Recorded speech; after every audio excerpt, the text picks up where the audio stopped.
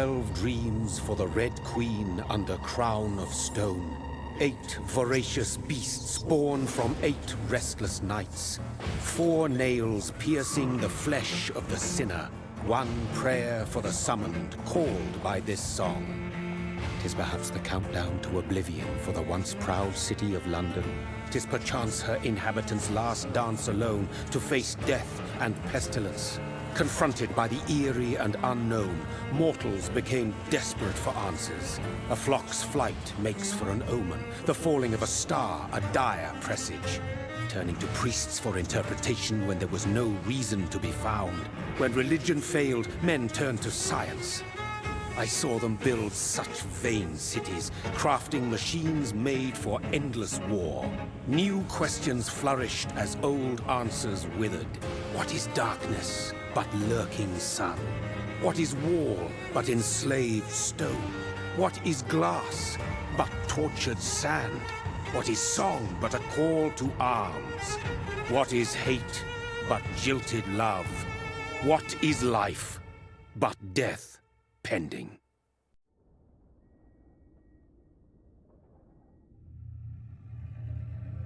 Death. Since the apple was plucked from the sacred tree, mortality was believed to be God's punishment, a righteous snare to keep mankind from ascending to the stars. They were all so wrong. Death is not a wicked thing, nor some holy retribution. A true punishment would be to never know its sweet kiss. Awaken from the harshness and be born once more.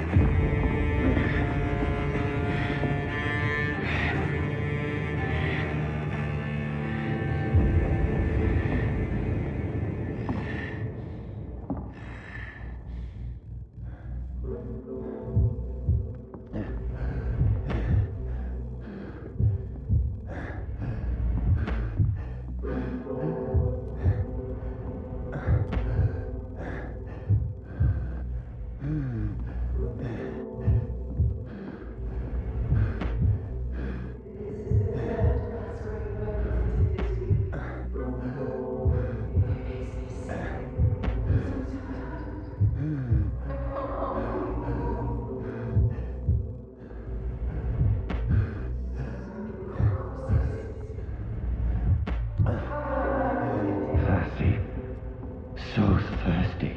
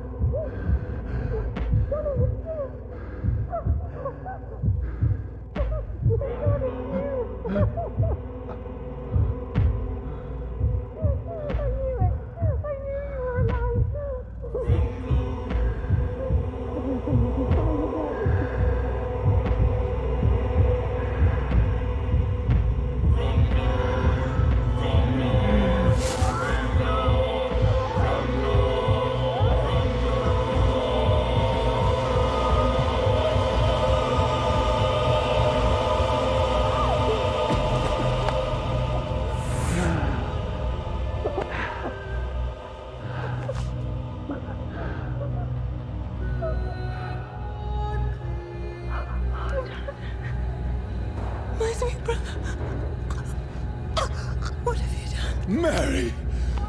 Oh, no! Mary!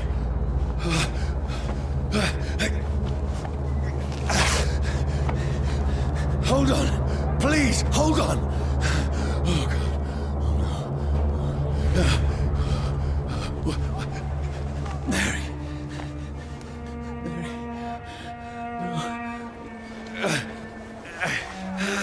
No. No.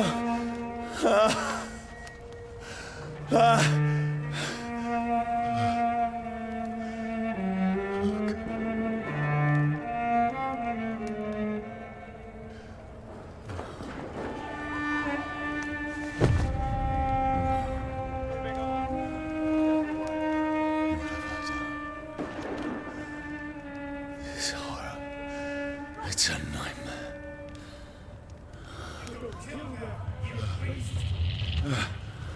No!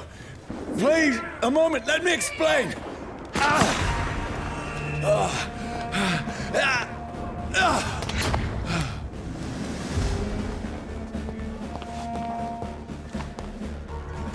These patrols are after me.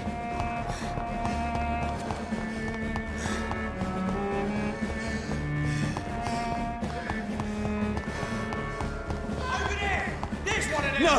No! Don't shoot! This is a nightmare. I need to get out of here. This can't be happening.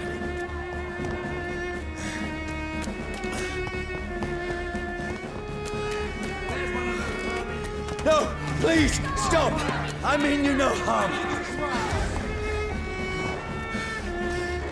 What's going on? Oh, Mary. What have I done? What's all this about? Has it fled? Now, I can defend myself. Kill that thing! Over there! Who are you? Stay back! Sorry, but you left me no choice.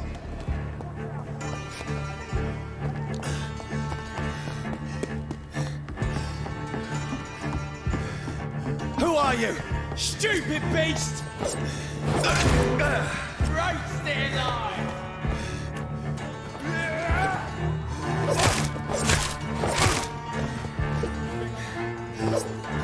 Sorry.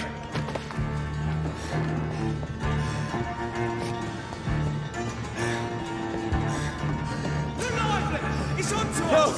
please, stop! Who are you? There's one of them vermin!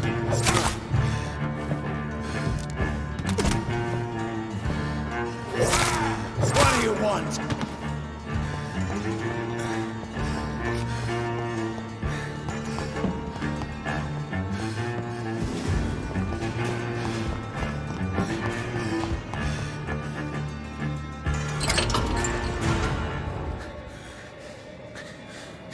I mean you no harm. I need help. Die, you fucking leech!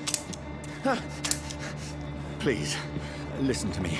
I can't make any sense of this. Shut up, beast! Who are you? What is this all about? What in God's name? That'll do the rest of the job. Just leave me.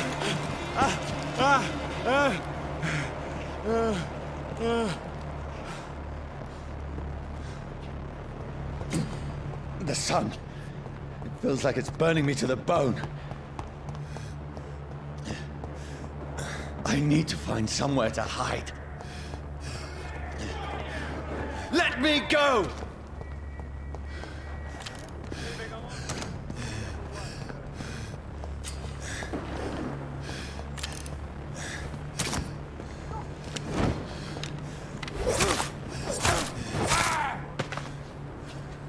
I need to find shelter.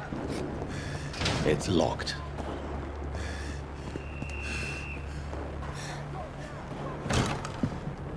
Is anybody there? What is this place?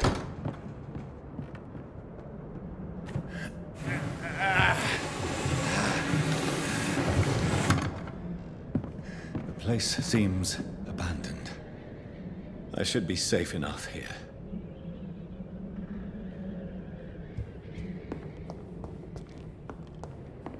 I can almost feel the sun's rays like a physical weight pressing against the wood.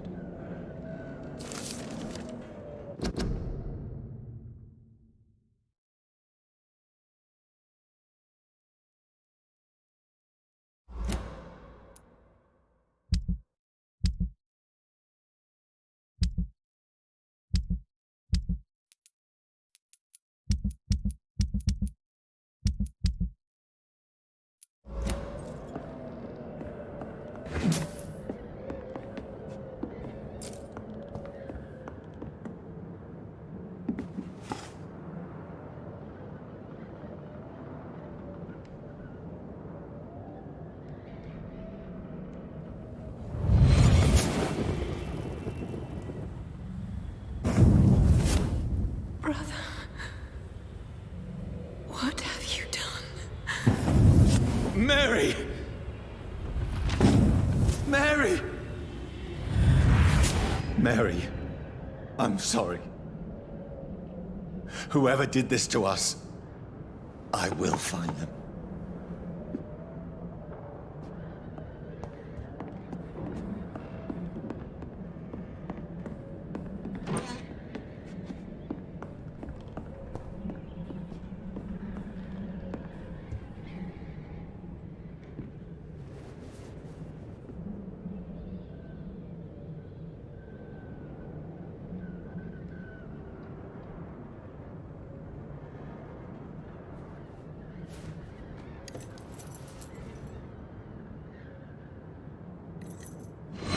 Wait. This one's dressed up fancy. Let's run through his pockets. Picking the dead's pockets? Are you serious? I've still a rent to pay. He's got no more responsibilities. What's this? Gold watch. Beautiful it is. We fence it and share the takings. I suppose we are undertakers. Now, give him an Eve.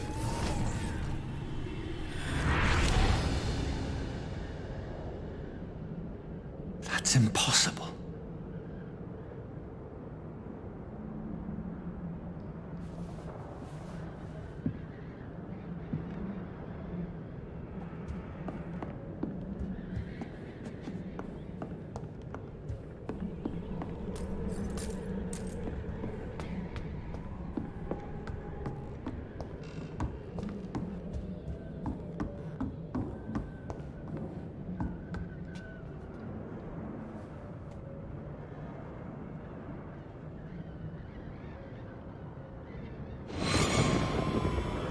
Dreams for the Red Queen that sleeps under crown of stone, that she might linger longer, her eyes as white as blood. Who goes there? A prayer was summoned by warrior song. A child born from darkness must take scent of his power. Who's there? Are you referring to me?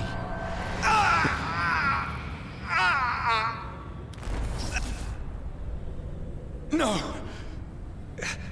No! I still have so much to accomplish.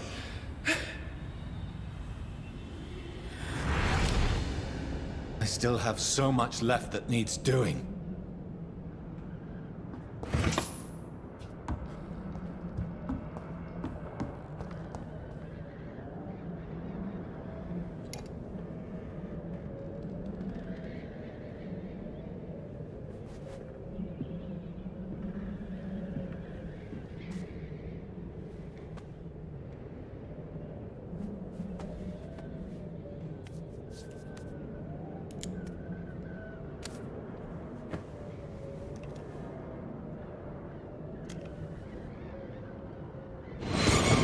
Johnny, this one's lost.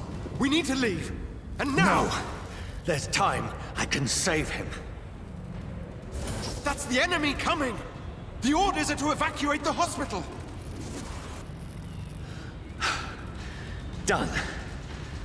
He'll live. And now what? We fight. Killing is a hell of a lot easier than healing.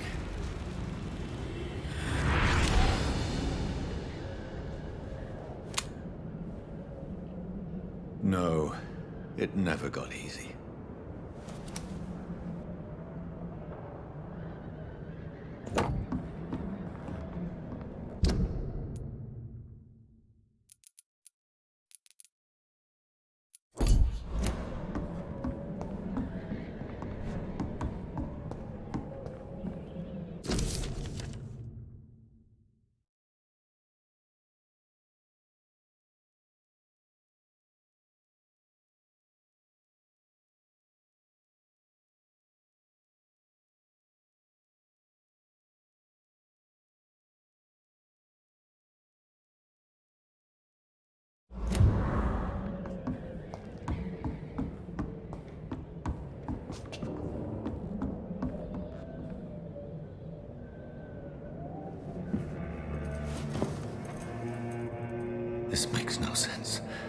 None of it. No sense at all.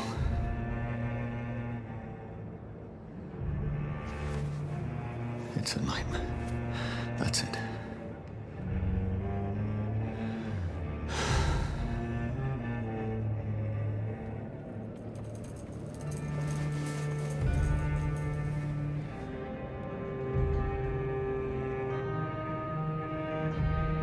So be it.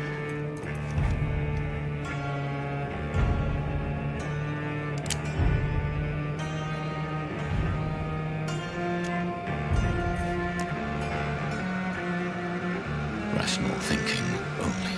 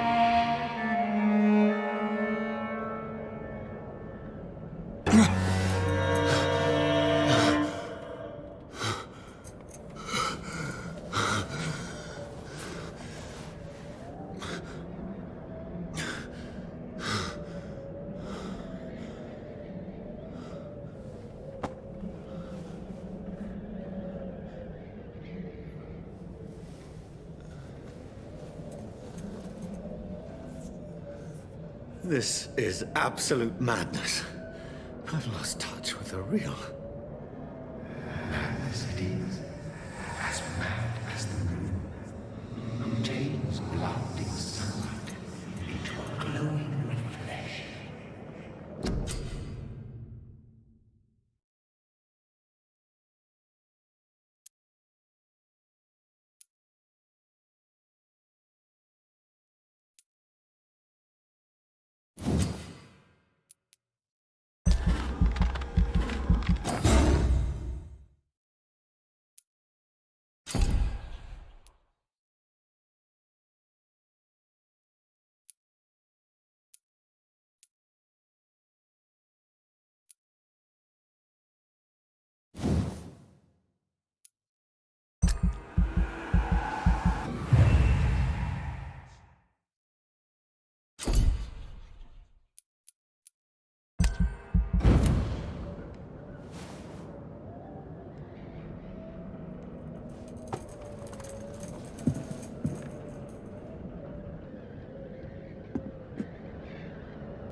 Voice in my head.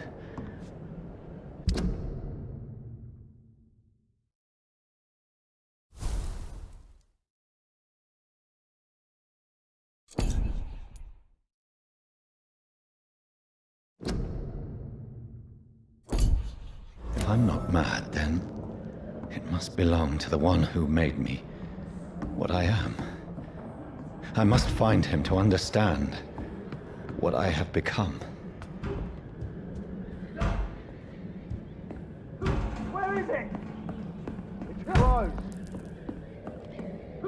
These people want me dead. I need to leave now.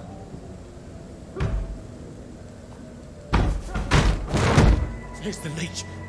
Here!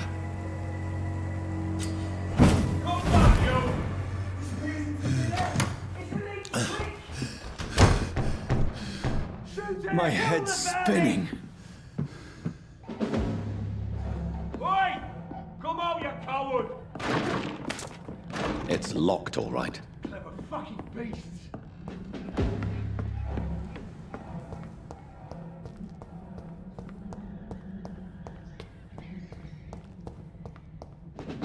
It's locked.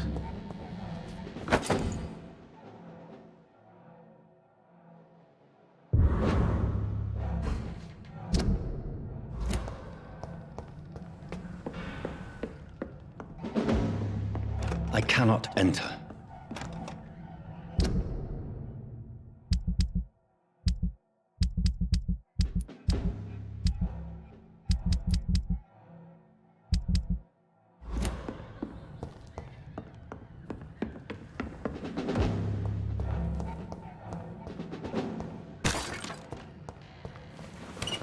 I'm still in Southwark. I must reach the West End. Go back home.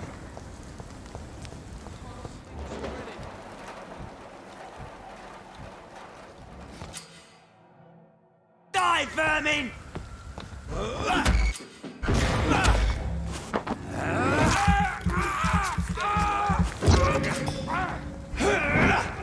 There's a strength. A strength I never knew I had. Not been bitten. Leech spotted! Watch out!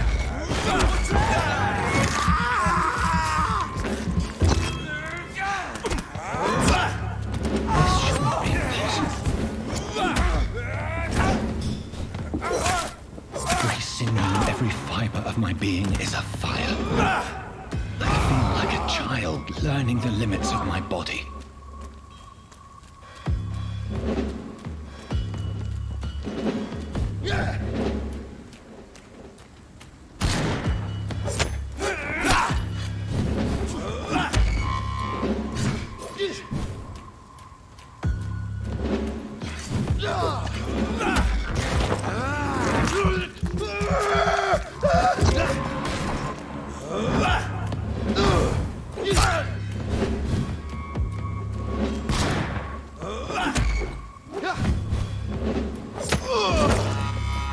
My strength, my reflexes. I'm not human anymore.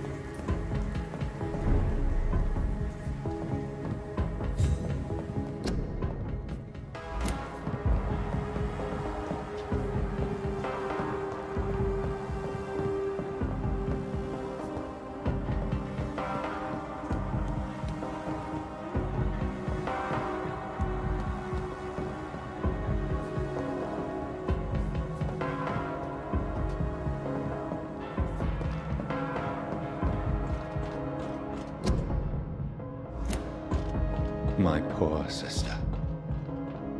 If only I had controlled my need for blood. Mary, someone will pay for what happened to you. For what happened to us.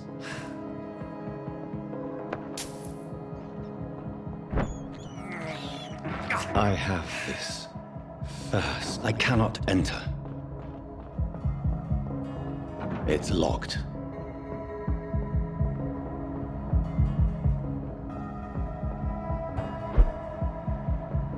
The dizziness from the jump.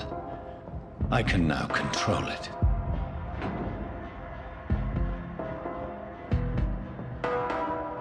It's locked, all right.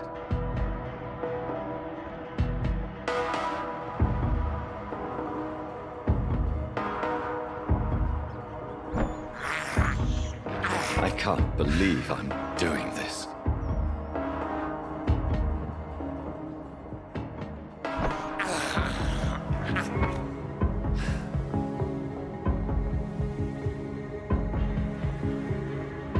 What will London have to say to me?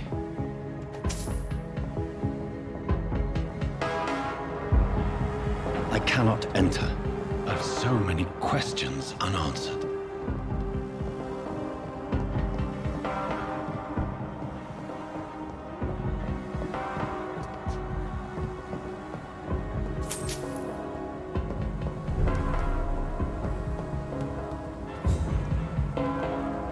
Another corpse. Have the very streets of London become a mausoleum?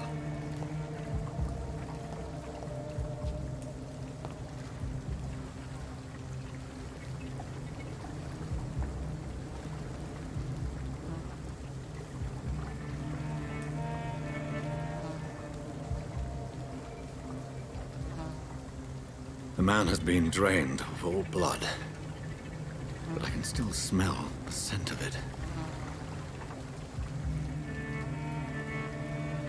I follow the scent's trail. Perhaps it will lead me to my assailant. Fresh blood. The smell is so strong.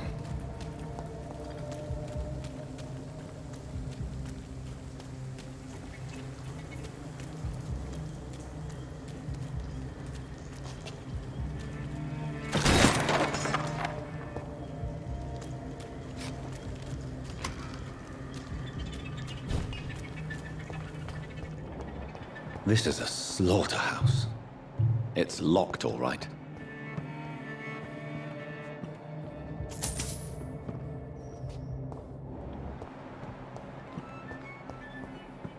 It's locked.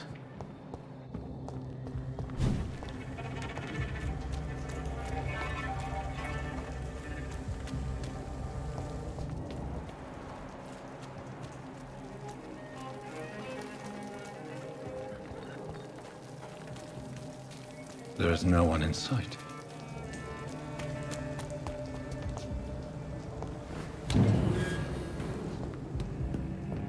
It's locked.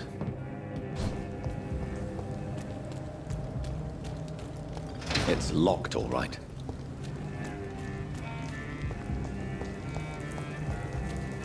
Where has everyone gone?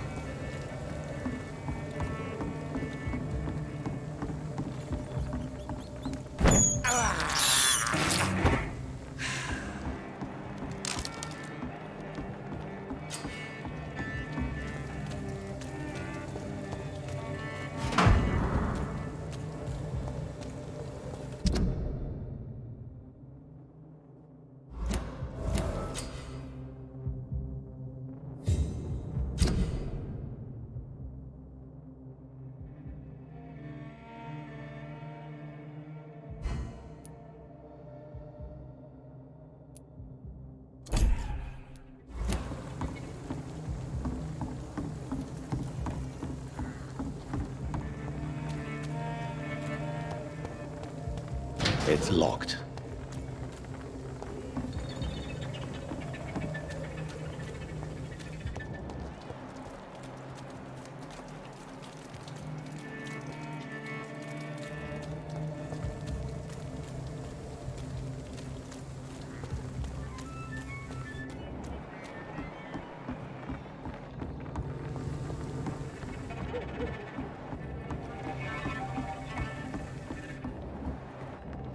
I cannot enter.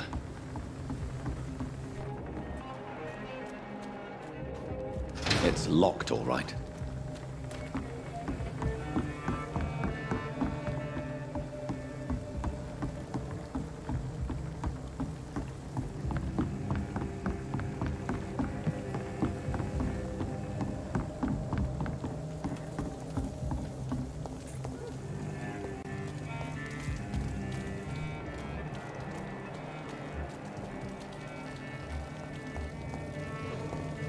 At last, a little life. Run as far away from this place as I can.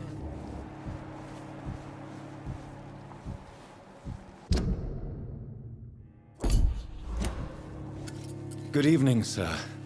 I wondered if I could ask for your help. Wow, you look like you need a drink. Yes. I apologize for my outfit. It's been a long night.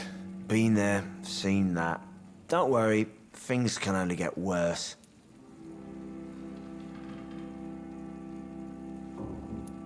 What's going on around here? It's like everybody is hiding. You must be new here. Have you not heard about the murders?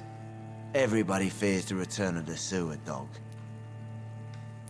Who is this sewer dog? It's the local bogeyman. Convenient answer for every crime that happened for decades.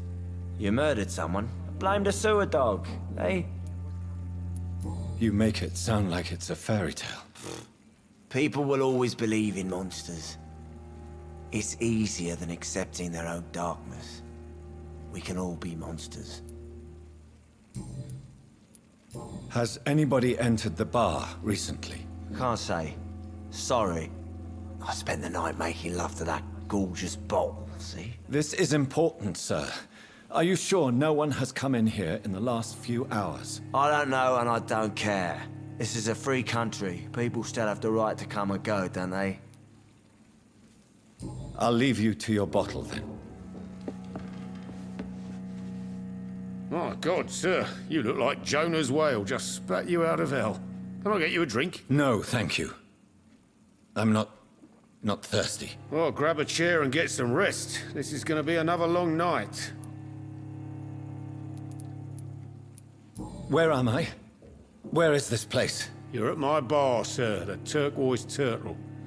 The last ray of light in this dangerous part of town.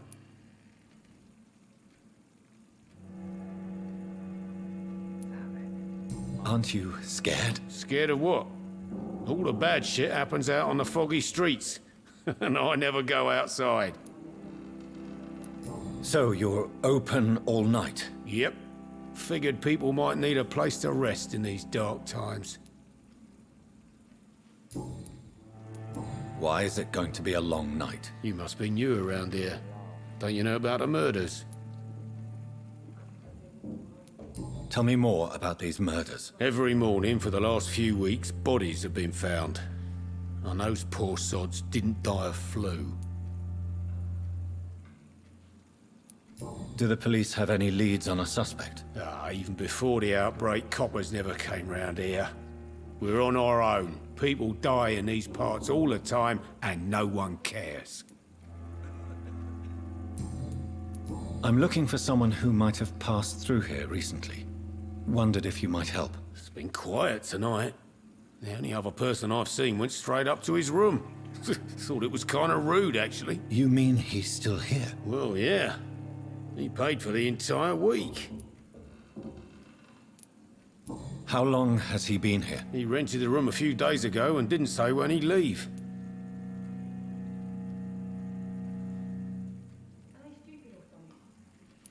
Who is this man?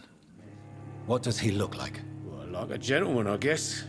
Well-dressed, quite polite. A professor or something fancy like that. Always writing, reading notes. I need to meet this man. I have questions. Just climb the stairs and knock on the first door. I heard him open his window, so I guess he's still awake. And, Yes? no funny business. You hear me? This is a respectable establishment. Damn it. He didn't deserve this.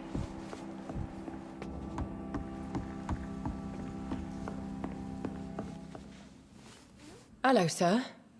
Are you all right? Is there any way I can help you? I don't know. Maybe you could just talk to me. Maybe you prefer to speak with Tom, then.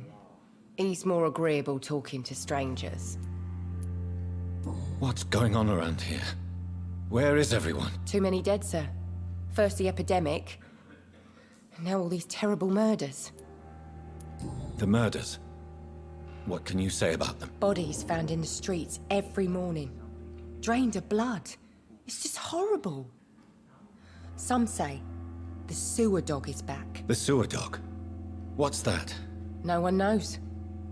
People have always disappeared around these parts. The ancients say it's the sewer dog coming out to feed. But now he's killing in the streets. What have you heard about the epidemic? There's a Spanish flu. Yeah, killed so many last summer. Thought we'd seen the last of it. Dozens dying every week. Are the authorities doing anything? Nothing. There are so many quarantine zones in London now. It's gotten really hard to travel across town. What is this place? This is Tom's bar, a Turquoise Turtle. I'm the barmaid here, Sabrina, if you want to know. Are you always open this late at night? No, it's only since the epidemic started. Tom thought that people may need a safe place to stay. You don't seem to have much business. Where is everybody? Well, most people are sleeping right now. And those that are awake tend to avoid going out. What with the murders and all. I just want to talk. I didn't mean to scare you. I'm not afraid, sir. It's just I've other customers to take care of. I only see one customer. Oh. Well, yeah, of course. I mean, I best check on them. I'll leave then. Thank you. Hello, sir. I don't know. Maybe you prefer... I'll leave then.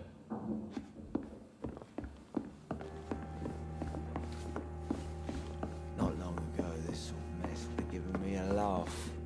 You again. What can I do for you? Thank you. Goodbye.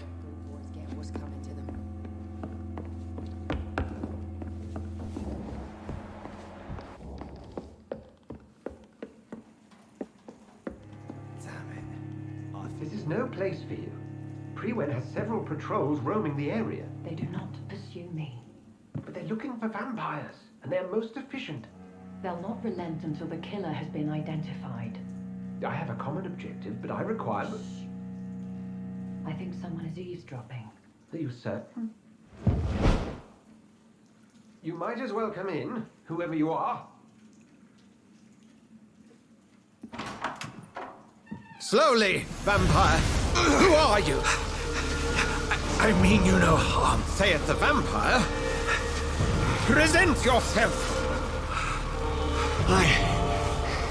I need a word. Would anyone?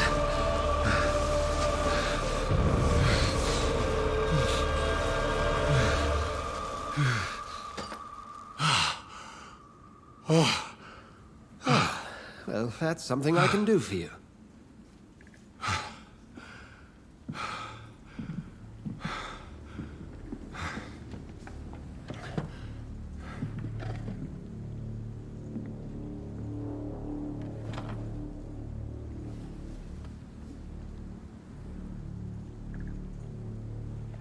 And...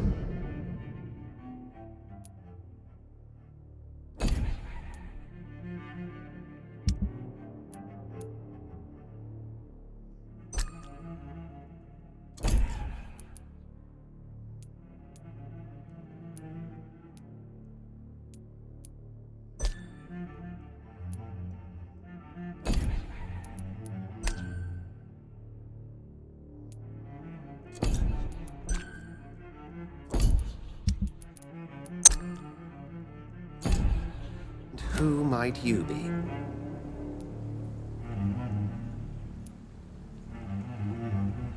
I'm not sure that I know anymore. Might I at least learn the reason of your presence?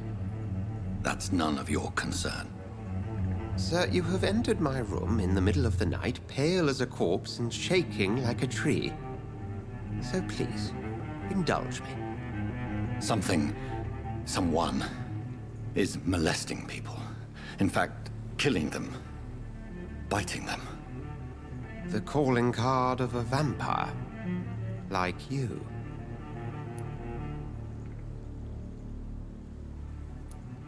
You seem the expert. How would that be? I have my secrets, as you have yours. Then if you are not a vampire, who or what are you? Dr. Edgar Swansea of the Brotherhood of St. Paul. I'm performing an independent investigation here in an attempt to understand precisely what is going on. What have you uncovered concerning the murders? It started a few nights ago. Rumors of violent murders. The docks have always been, shall we say, somewhat unsavory. But this is different. How different? A vampire is at work here. Famished. Reckless. It must be brought to ground, and quickly. I heard another voice, that of a woman. Who were you talking to? Ridiculous. I've no idea what you're talking about. Something tells me not to trust you. Then the feeling is mutual. And what exactly is this Brotherhood? Sir, if the name is not familiar to you, then we shall discuss it another time. Then help me find the culprit. I may. If you'll first tell me why you opened this door. I followed a trail. The scent of blood from a recent victim. It led me here. You thought I was your aggressor. That explains a great deal. We're both chasing the same shadow. A shadow, indeed. Yet I heard his voice in my head. There was a moment I believed I was mad. You should let me handle this affair. You've no idea what you're up against. No. I will find the monster. He is mine. How will you do any better than I? But then let me ask you this. What are your intentions if you find the killer?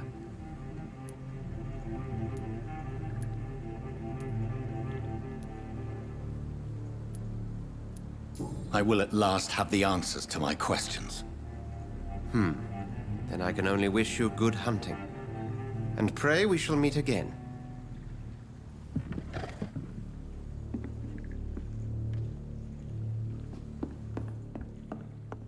Please, leave me alone.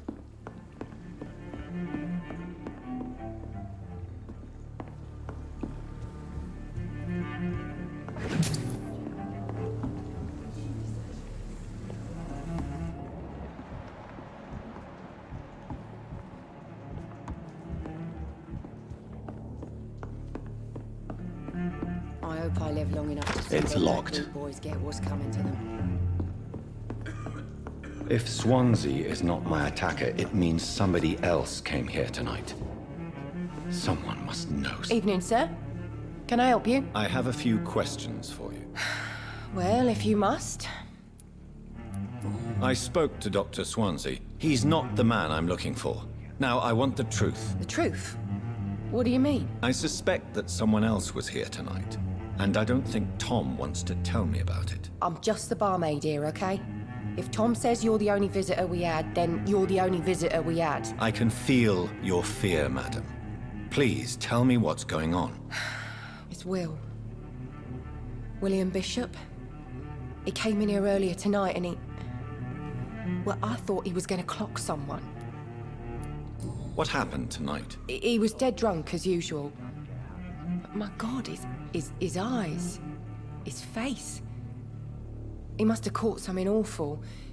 He shouted and cried. It was terrible. Why are you so afraid? I mean, his skin. His hands. I scrubbed every glass and every chair that he touched. God, I hope it's not contagious. Tell me about this William Bishop. Will was a sailor who worked at the canning factory before he lost that job. A nice bloke, really. He's never been violent. Until tonight. Why keep it a secret? Why not tell me about it? Tom's nothing if not loyal. After Will lost his job, he offered him one ear. They used to be good mates. But recently, well... Will started to get very aggressive. I see. Thank you for your candor. I'll be sure to talk to Tom. Hello, sir. And you're still ugly as... I'll leave you to your bottle, then.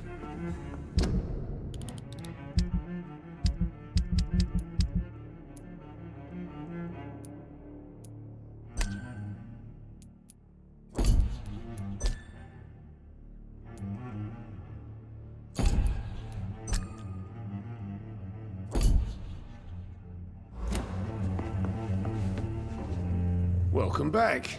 Did you find what you were after? I can't say I have. Are you sure no one else came into your bar before I arrived? Hey, I told you, you were the only other stranger I've had.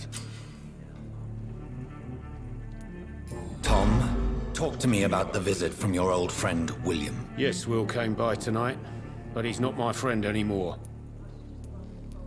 Why lie to me if he is not your friend? I didn't lie. I said you were my only unannounced customer, and that's the truth. Who is he? William. Just an old sailor who loves his gin too much. He worked for years at the canning factory before it closed. Is he dangerous? Yeah.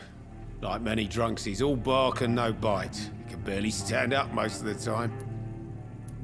How was he tonight? Was he different?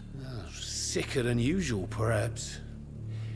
He whined and mumbled about how mean people were to him and how he'd like to talk to me outside, and then he left when I refused. I need to find him. It's a matter of urgency. Do you know where he is? You could try his boat. It's up by the North Pier. He sleeps there when he's too drunk to get home. Please describe him to me. What'd you expect? He's a tall, sick bastard with a bad rash and torn old clothes. William used to be strong. Now he's a mess. Thank you, Tom. If you see him, tell him I don't want him back here unless he cleans up his act, okay?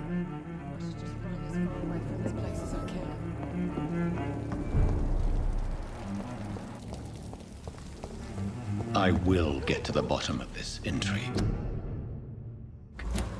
What's been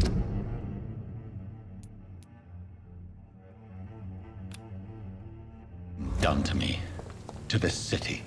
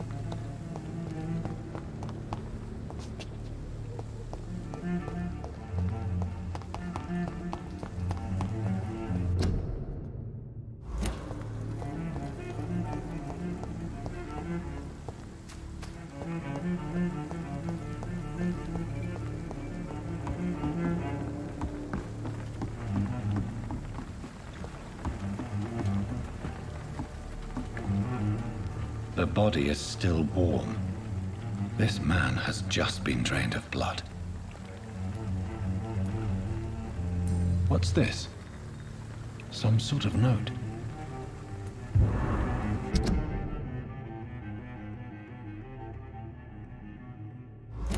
These men, they're a company of professional vampire hunters. This man was armed. He tried to defend himself. Blood and empty gin bottles. This bishop fellow is something of a heavy drinker. This corpse has been dried of its blood, just like the previous victim. There are blood splats on the other side of the canal. I must reach that barge.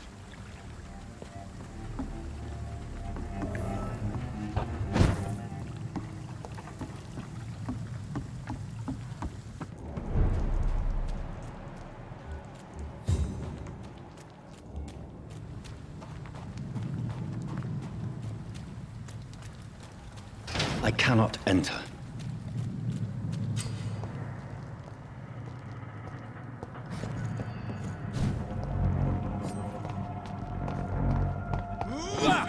Doesn't like fire, does it?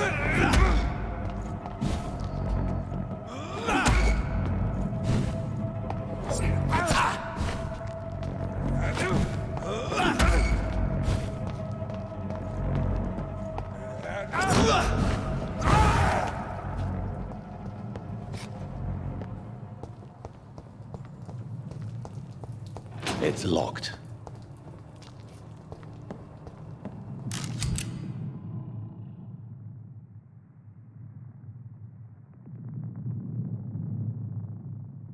Ammunition crate. Good. I may need a lot of bullets. I feel like I'm back on the front line again. It's locked, all right. Over there!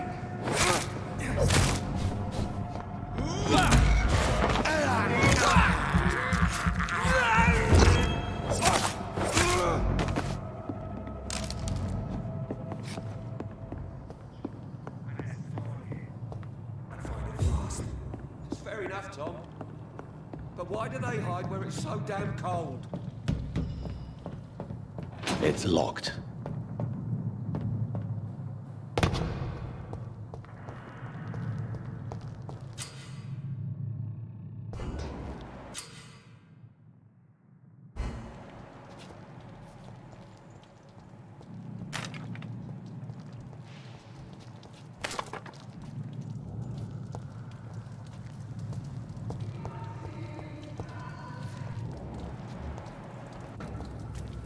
Steady, boys!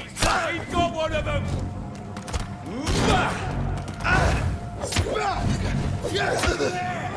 There's one of them vermin!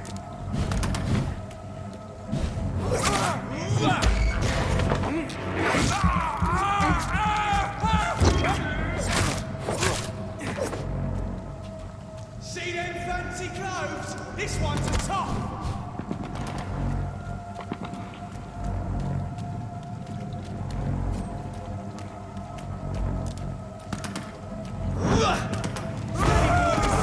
We've got one of them here!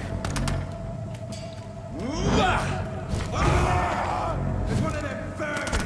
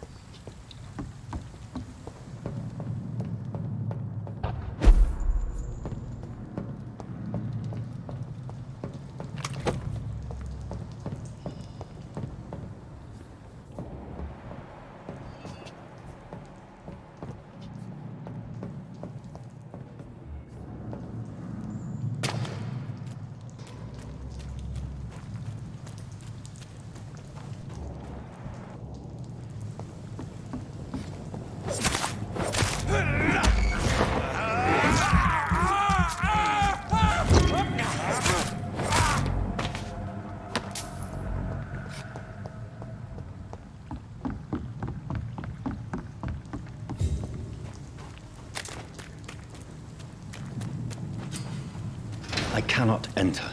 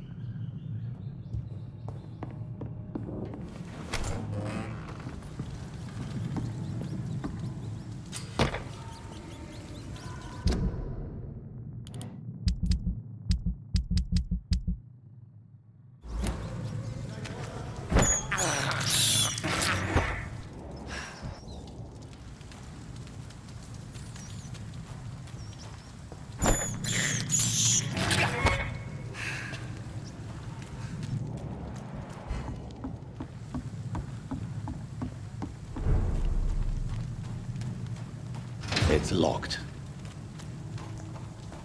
Fresh blood. The whole building reeks of it. The scent is so strong it makes me dizzy.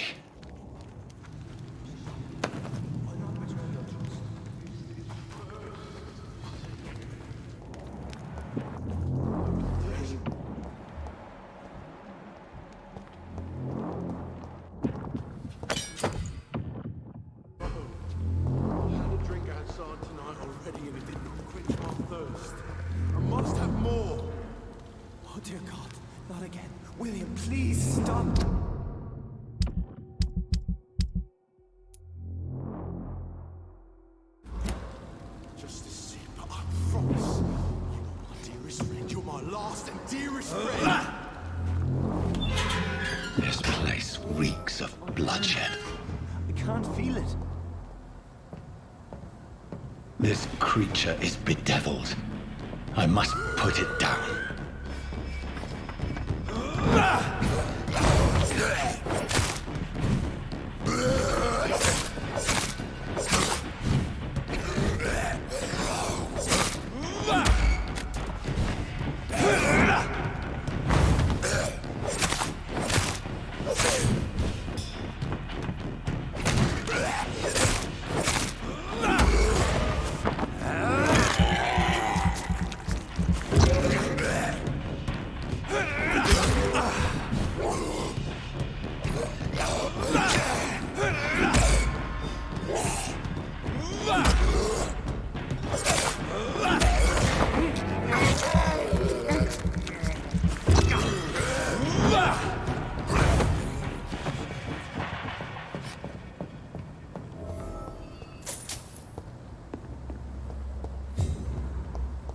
Cannot enter.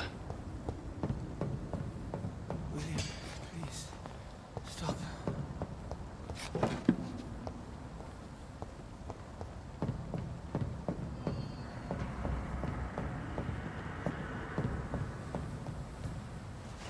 William was an honorable man. I could have saved him.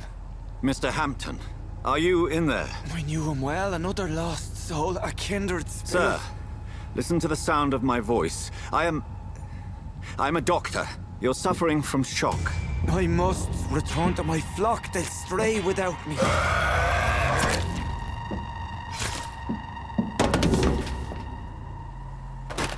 Remember, certain skulls are every bit as resistant as we are. Who are you? What do you mean by skull?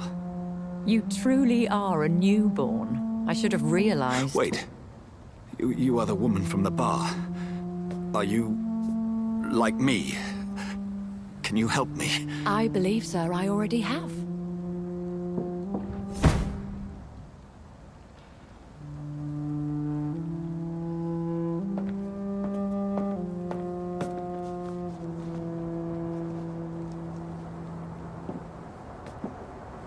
By George and the Saints, you've solved the mystery of these terrible murders. Patience, good fellows, I've come to offer help. Just give me a moment to secure my boat. We can leave this awful place. William was not the evil man they claimed. He was just taken by the thirst. He needed his drink. This man requires medical attention. We'll see he gets to the nearest hospital. No, please, I must tend to my fold. My flock needs me. There, sir. Go with the good Dr. Swansea. He's resourceful, and I'm sure he'll take good care of you. You'd best come as well. The sun is soon to rise, and you'll need a place to rest. I just need a moment. If I can learn something about what has happened to William, I'll be a step closer to understanding what happened to me.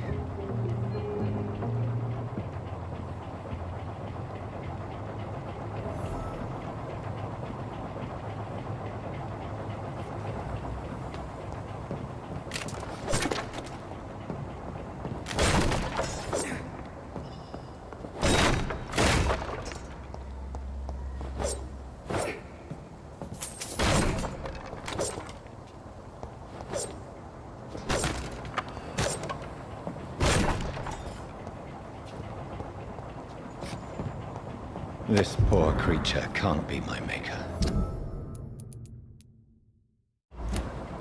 Could it be some subspecies of vampire? I must find a place to analyze the blood.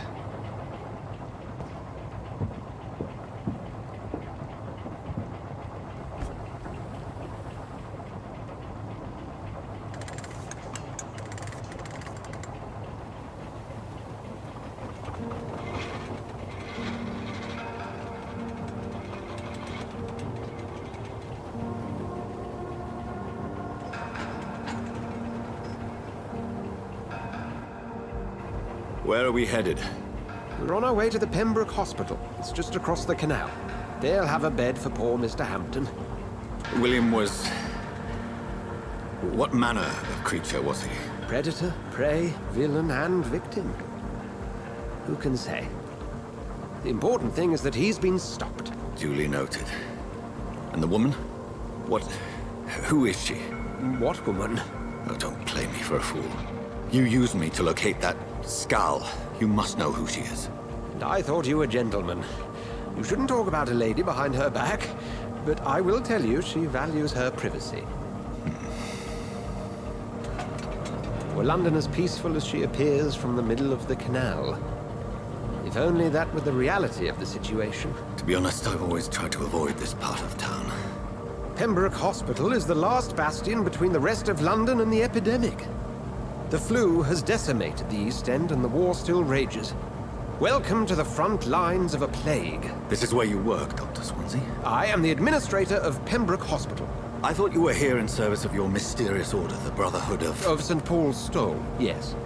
But first and foremost, I'm a man of science. A physician, like yourself, Dr. Reed. How do you know who I am? No need for modesty. You are Dr. Jonathan Reed, a surgeon of some caliber and renown, if I'm not mistaken. You are correct, sir. I knew it! I had my suspicions. But when you took the blood sample from the corpse of poor William, I was certain.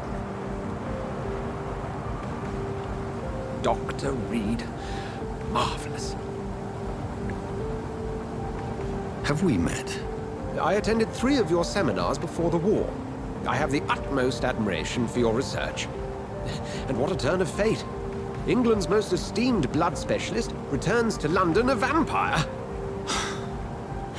That word, again. From a so-called man of science. I understand. Traditionally, the role of science is to refute myth, but when myth walks among us, the Brotherhood of St. Paul has dedicated its purpose to their study. There's so much for you to learn. Of that, you are right. Well, then let me be blunt. Join my staff at Pembroke Hospital. As a physician. I suspect you'll not find a better post of employment to contemplate your predicament. This is sudden. I was returning home to see my sickly mother. But alas, that was before contracting this... affliction. Dr. Reed, take a moment to consider. The post would be for the night shift, providing a good explanation for your absence during daylight hours.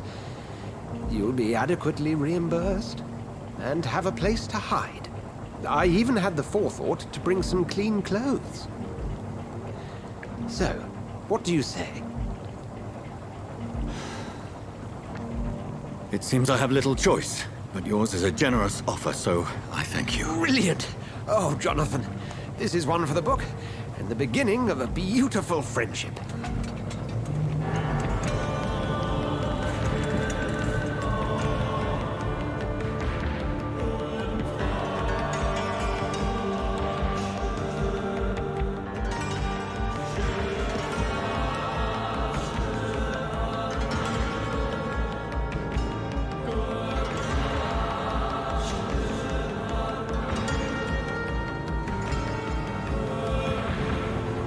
Dr. Swansea, thank goodness. I was beginning to be concerned.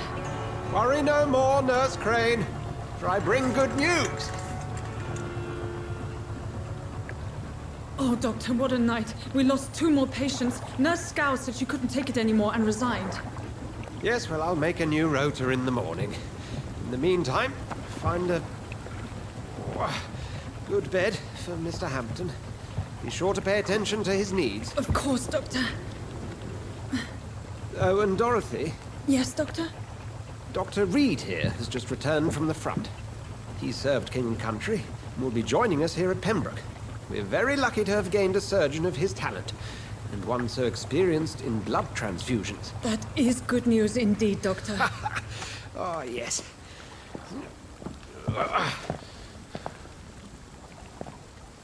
Here at Pembroke, it's not what we have, but what we haven't. It's only thanks to Nurse Crane and the staff that our ship doesn't sink. If you have any questions, just ask her. Duly noted. Thank you. Your assistance is required, Dr. Swansea, immediately. Welcome aboard, Jonathan. We'll catch up after my rounds. I'm coming, Nurse Crane. I'm coming.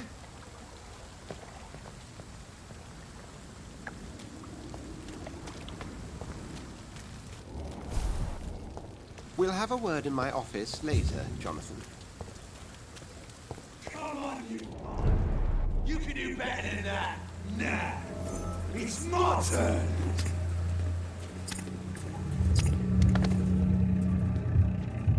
Rotten all-pressing, each heart contains the seed of life. Drink at this river, try it all.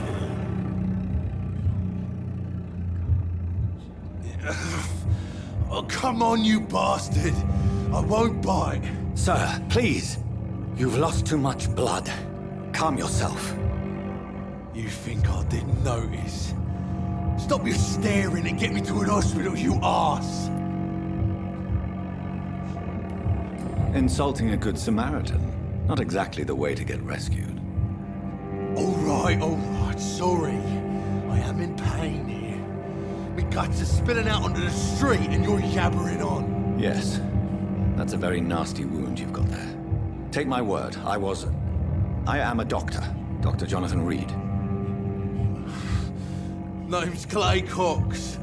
I'd appreciate you helping me to a better place, Doc. Follow me, Mr. Cox. Let me assist you to that better place.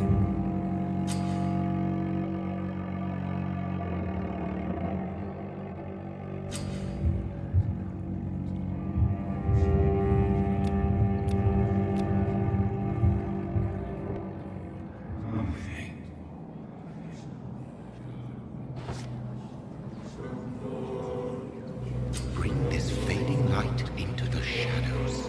Dance with him the dance of life and death.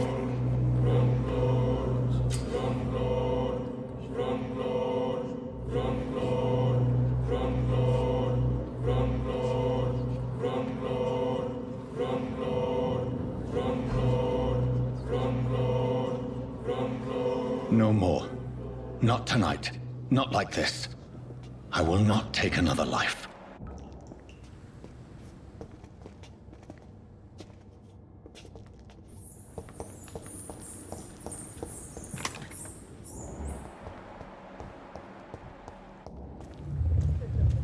It is wise for the huntsman to sometimes let his prey go, but no famished hunter can run for long.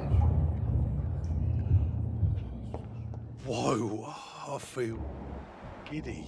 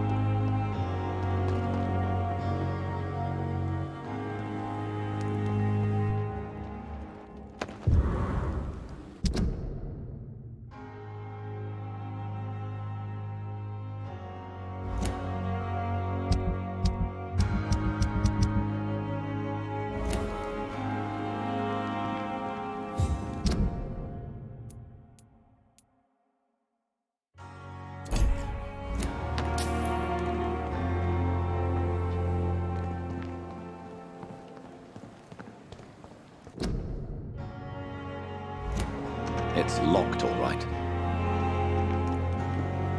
It's locked, all right. It's locked. You amaze me how you... Good evening. I'm Dr. Reed. Always a pleasure to meet a colleague, sir.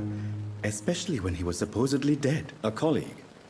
Are you a doctor, too? Not anymore, sir. I used to be Dr. Rakesh Chadana. Now, I'm just Mr. Chadana, pawnbroker and humble guardian of this morgue. What do you mean, you used to be a doctor? Was your license revoked? No, sir. It is just that I like to be precise. I run a little pawn shop while taking care of the dead. But I used to be a real doctor.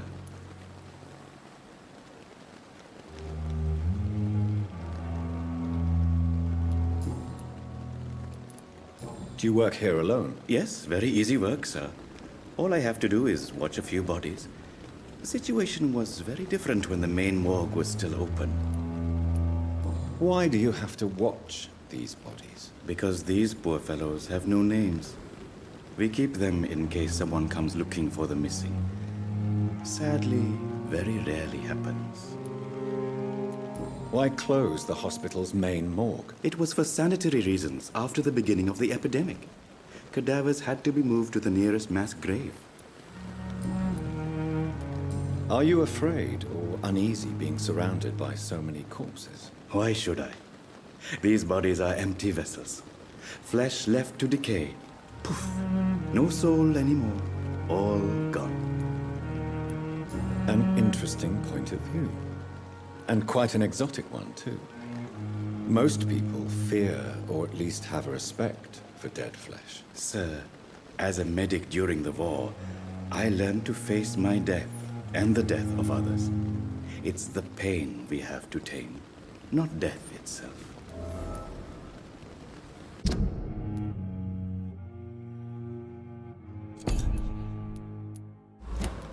How did you get this job? After I left the army, I worked as an undertaker down by the docks. A dangerous place with many an unpleasant business there. Milton Hooks helped me get a job here. Have we met before? I don't think so, sir. Why? When we first talked, you said you were glad to meet me since I was reported dead. Funny story, sir. Your sister came here a few nights ago. You were missing, and she was looking for your body. She must be very relieved now.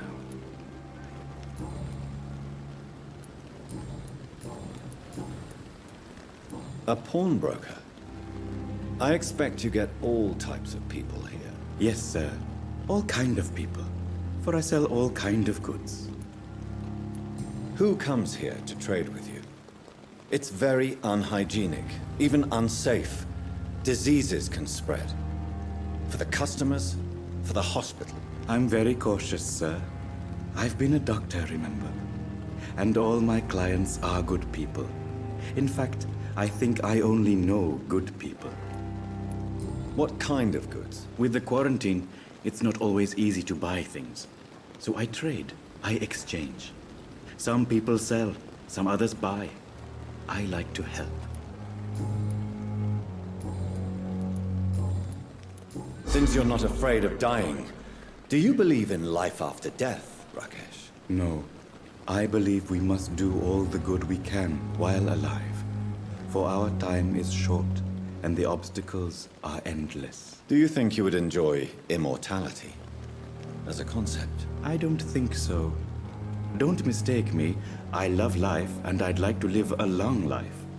But everything has to decay, sir. Even goodwill. Do you really believe goodwill cannot last? As I said, sir, everything decays. If I was to never die, goodness, I would be bored or worse. And I like to be helpful, sir. Quite depressing, wouldn't you say? Yes, but the good news is we'll all die before losing our humanity, sir. So you're ready to die? No, I am not. I don't fear death, for I won't see it.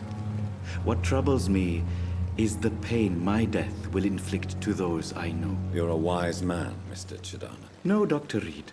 I am a foolish man. But I like to think otherwise. Please show me what you have to sell. Of course. It's just trick.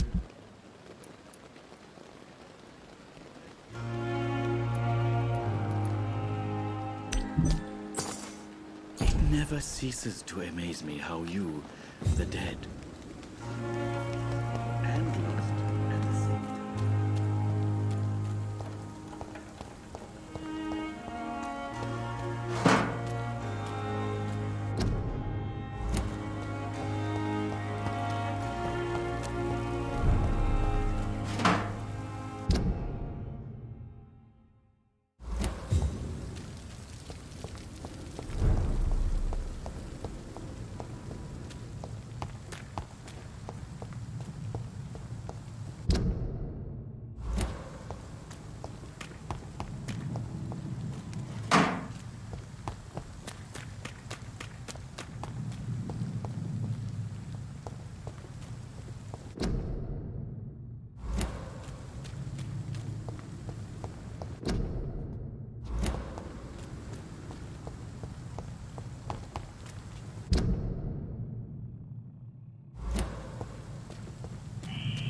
Scowl voices in the garden.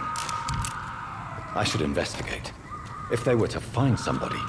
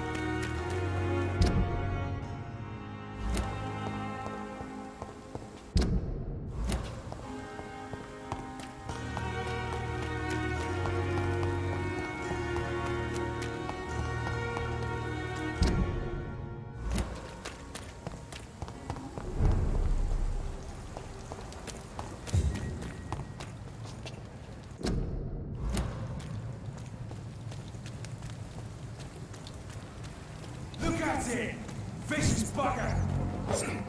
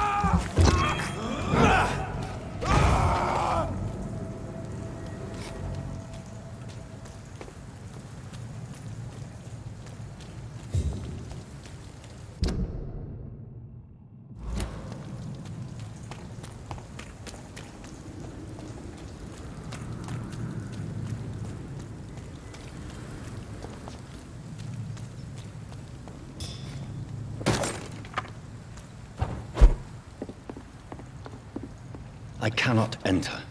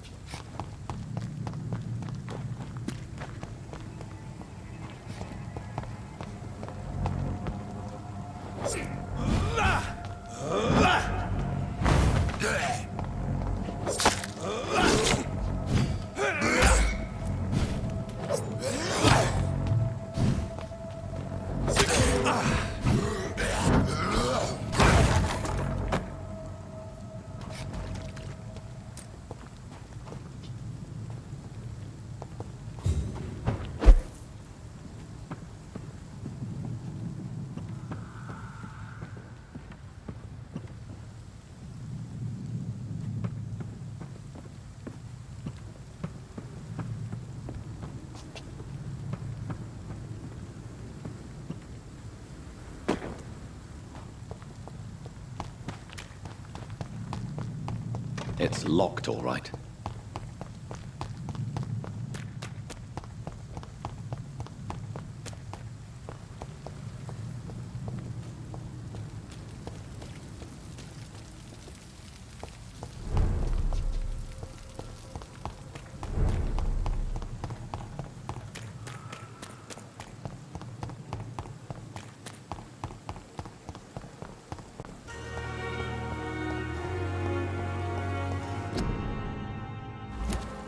I cannot enter.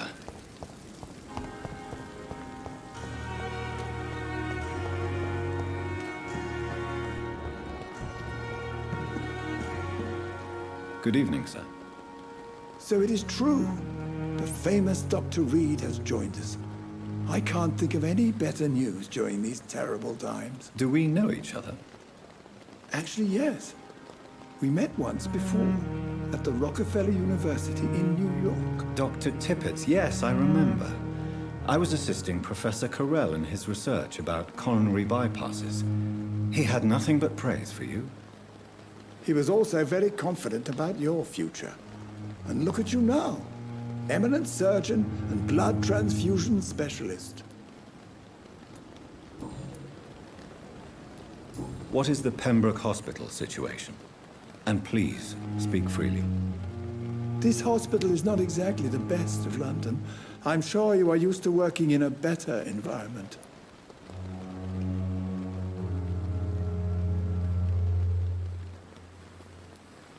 It's more than enough.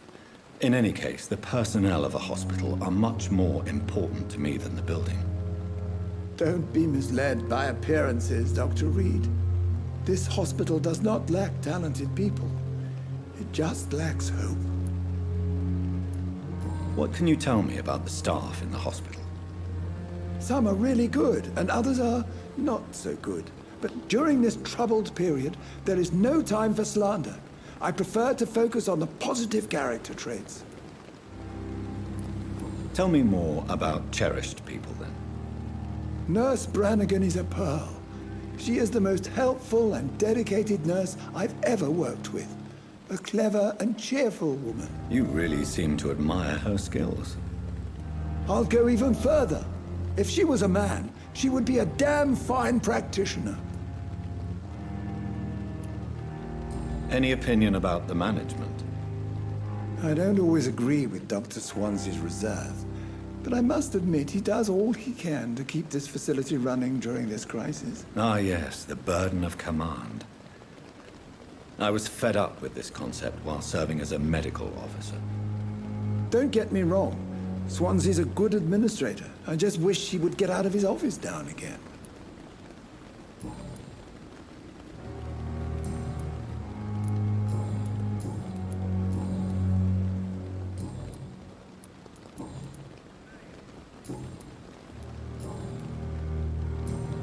Goodbye, Dr. Tippett.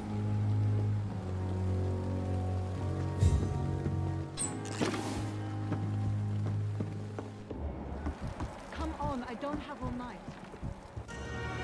Good evening, nurse. I'm Dr. Jonathan Reed, the new surgeon here at the Pembroke. Dr. Swansea has already told us about you, sir. I'm Nurse Gwyneth Brannigan. Welcome to the Pembroke Hospital. Did he really? It's a good thing I wasn't hoping to keep a low profile. All members of staff have already read about your new blood transfusion technique. Dr. Swansea made sure of that. I see. Well, I'm a little surprised, but I suppose I'll just have to deal with this unexpected notoriety. You must know, blood transfusions are Dr. Swansea's primary subject of research. He is convinced it is the future.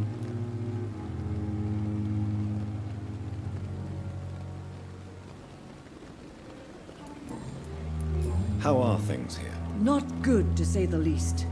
We're struggling against an invisible enemy, more lethal than any bullet from a gun. It's hard, Doctor. An invisible enemy? Quite a poetic term for a disease, especially from a nurse. Sorry, Doctor. These last few weeks have been exhausting. We could all do with a good night's sleep.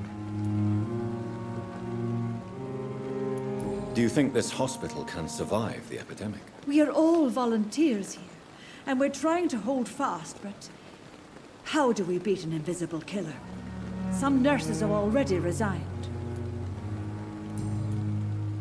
I'm not familiar with all the staff yet.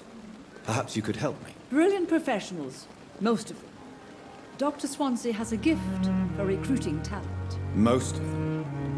Is there a problem I should know about, nurse? It would be inappropriate for me to speak ill of a colleague.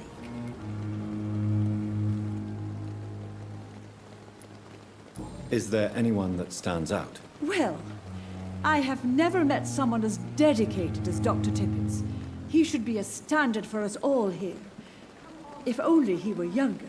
Why should his age be a problem? I guess it's fair to say he's always pushing himself to the limits. He just doesn't know when to stop and get some rest. Nurse Brannigan, if you do know something, please tell me. Anything you say will be held in confidence. No. I may disagree with some conduct, but in the end, everybody is doing their best.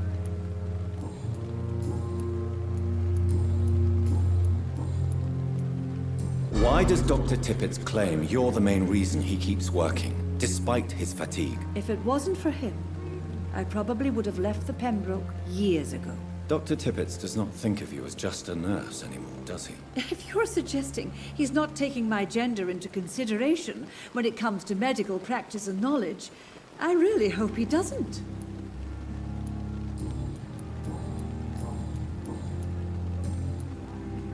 Goodbye, nurse. Call me if you need assistance.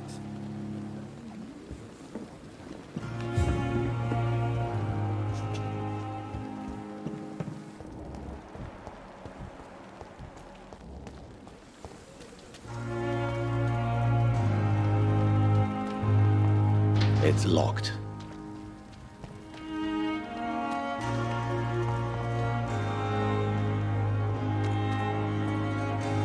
It's locked, all right.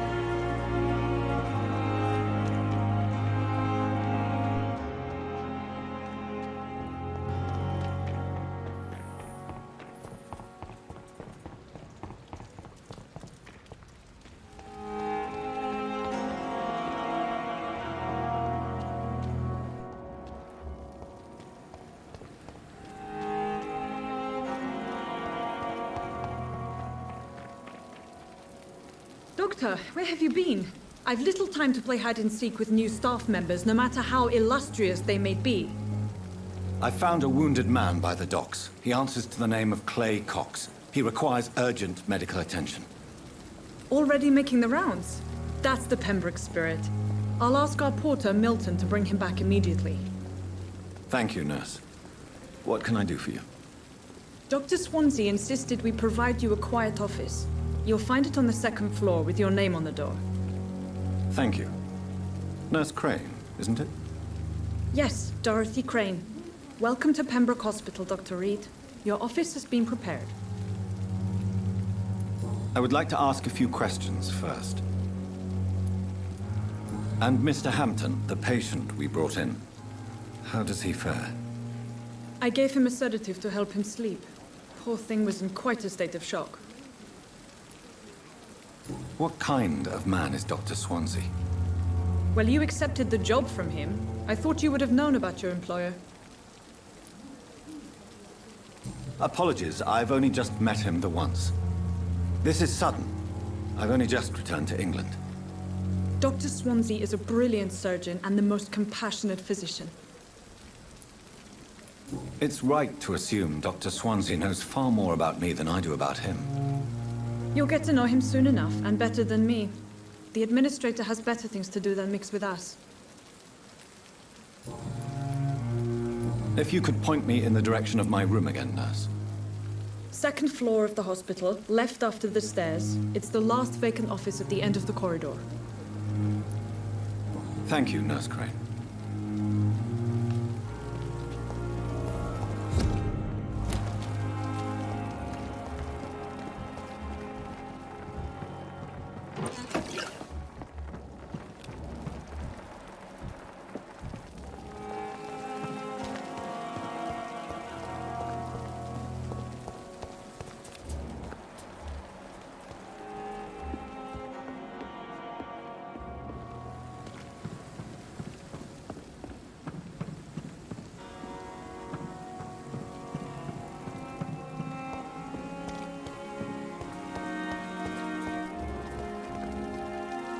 Good evening, Dr. Tippett.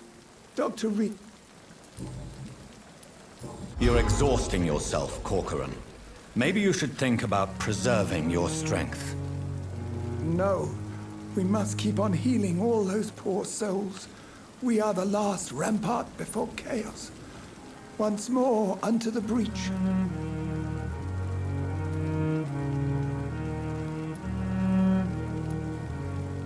You've nothing to prove, Dr. Tippett, to anybody. And we all praise your experience. Please, have some rest. I am perfectly fine, and I am not too old for this job. You're exhausted. No, You've not. I am... Goodbye, Dr. Tippett.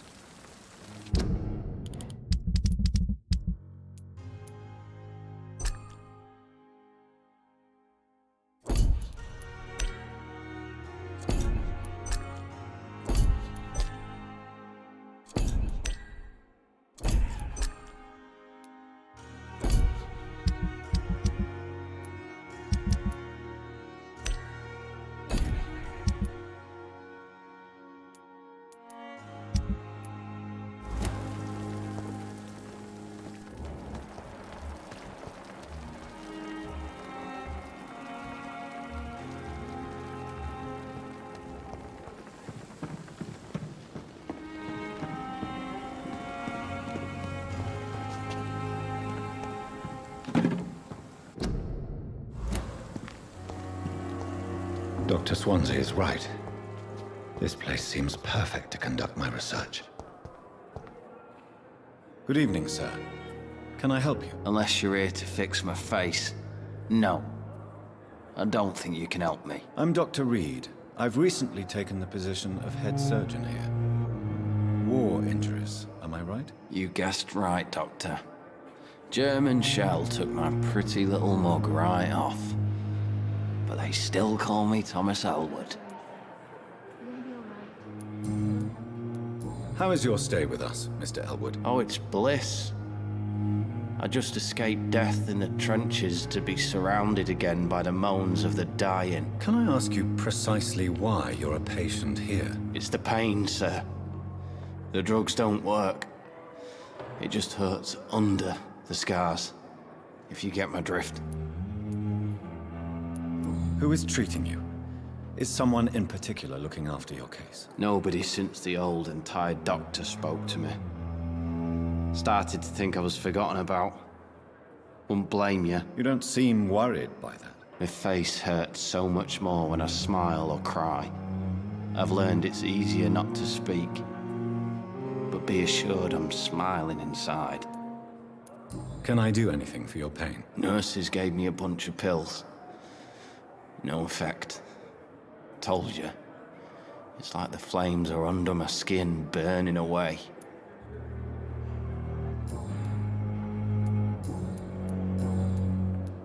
Where were you stationed, sir? Did you serve for long? I really don't want to talk about all this shit. No offense. I was pushing too much. I served in France myself. I just wanted to know what happened to you. You were an officer, weren't you? Then I doubt we fought the same war, sir. No offense.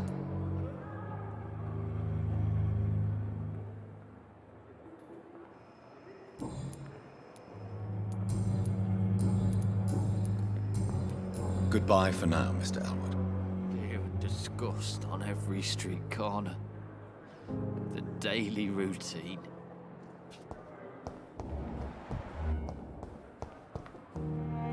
Good evening, Mr. Hampton. How do you feel? Dr. Reed, is it? Oh, sir, I must apologize for my behavior. What do you mean? I was not myself in the factory. Fear and exhaustion made me say awful things to you, I'm afraid. You remained perfectly nice and polite. A little delirious, perhaps. But who wouldn't be after enduring an abduction? Thank you, Doctor. That's a relief. Now all I need to do is rest and return to my flock. Do you know Tom Watts, the bartender from the Turtle? I met him before I found you in the canning factory. Tom? Yes, of course. Always the helping hand, good old Tom. Without men like him, corruption and despair would have wiped out the East End long ago.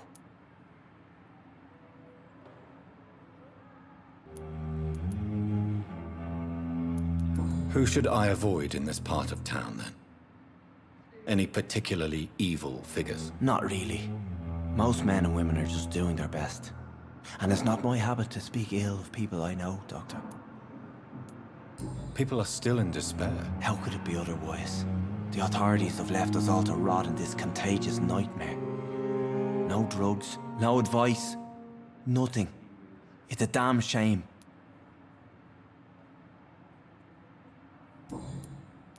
How did you end up in William Bishop's den? I had received alarming news about his recent behavior. I went to his place and he refused to let me go. Why did he abduct you? William was an alcoholic. His addiction suddenly changed to blood. I don't know why. Just like a patient I met here. This Miss Hawcroft. You dared to enter this awful place alone. You're a hero, Mr. Hampton. Or a fool. I'm just a man trying to help his friends, Dr. Reed. William Bishop was a conflicted soul, searching for light.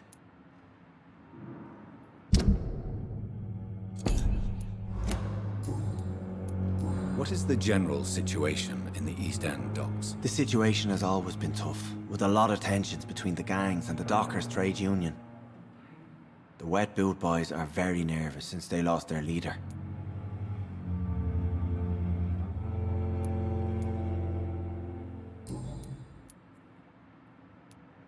What is the situation? Who leads the gang now? Since Clay Cox went missing, it's his wife Edwina who runs the show, with the assistance of her minion, Booth Digby. Has the gang been threatening you? Ah, no. I've had this nickname for so long, you know, the sad saint of the East End. No one dares to bug a saint, not even criminals.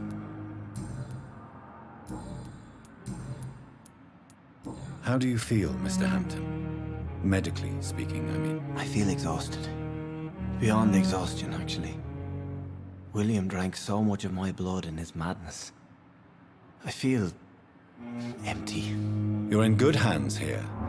Dr. Swansea is well versed in blood transfusion, and I'm sure he'll take the best care of you. Thank you, sir. I believe all I need is rest, and then I can go back to the people who need me. What do you do for a living, Mr. Hampton? I can't help but notice the cross around your neck. I manage a night asylum for the poor and homeless of the docks, and I try to guide the lost and hesitant on the right path to our Lord. Are you a priest, Mr. Hampton? A deacon, maybe? Not at all, Doctor. I'm just a man of faith willing to preach the good word. Why didn't you use your cross against William Bishop? To repel him somehow? That's a very strange question, Doctor. A cross is no magical token, if that's what you were trying to say. Not mine, anyway. Have you made friends since you arrived? Not really, but I recognize Miss Harriet Jones. I knew her when she lived by the docks. That poor woman had such a miserable life. You never came to see her here at Pembroke? Receiving visits when sick can be an important part of the healing process, you know. We're not just bodies. You're preaching to the converted now, Doctor. To be truly honest, I thought she was dead. She left the docks many months ago. Goodbye, Mr. Hampton. We'll talk again later.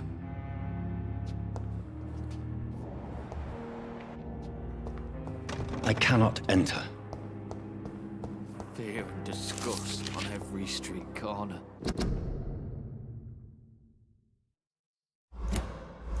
The daily routine.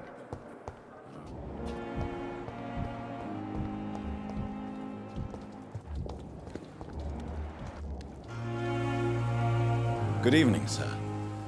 I'm Dr. Jonathan Reed. I'm new here. I've already heard about you, Dr. Reed. I'm Milton Hooks, the ambulance driver for this shithole of a hospital. That's quite a blunt introduction, Mr. Hooks. You can call me Milton. I like to speak my mind, Dr. Reed. Perk of the job. Don't judge me, and I won't judge you. I'm not sure I understand what you're talking about. Well, I'm no doctor, but I'm pretty sure a gun can't be used as a surgical instrument. You have a keen eye. I learned to shoot during the war, and have carried one ever since. Old habits die hard.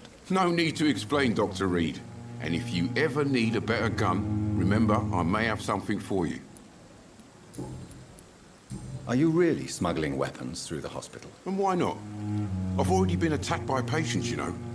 And by gang members willing to steal my money. But you're not defending yourself. You're selling guns to civilians. You keep people alive your own way, Doctor. I offer them another way to protect their health. How is the situation around here? You want to hear the situation is all right? It's fucking awful. We lack everything, and it's getting worse every day. So what do you do exactly in this hospital? Apart from smuggling guns, I mean. I've been an ambulance driver since... too long, I guess. I bring sick people here night and day. It's a dirty job, but I get it done. Most of the time. Since you're on the front line, how is the sanitary situation in this vicinity? It's a complete disaster.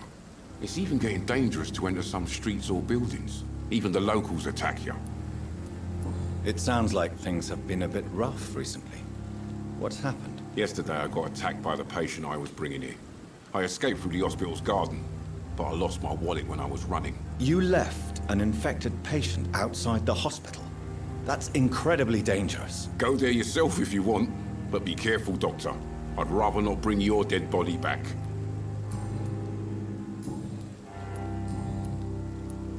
Tell me why you're extorting money from some of the patients here. If a patient wants a bed, he'll have to pay me a little fee. That's all. Where did you get the idea for such an immoral scam? Funny you should ask.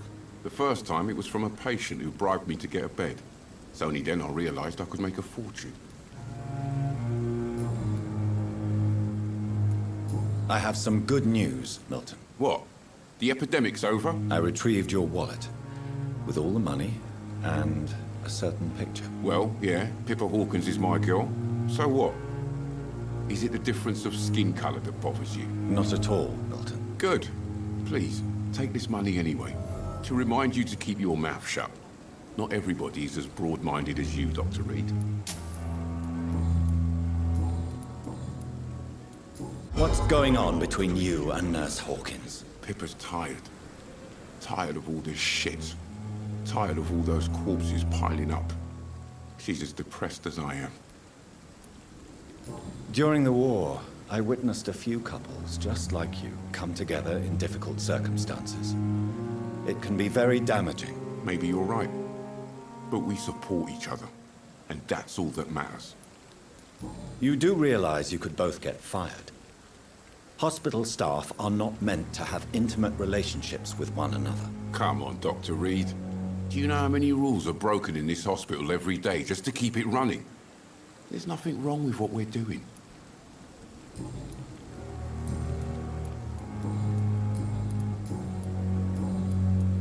I'd like to see your goods. Wise choice, Dr. Reed.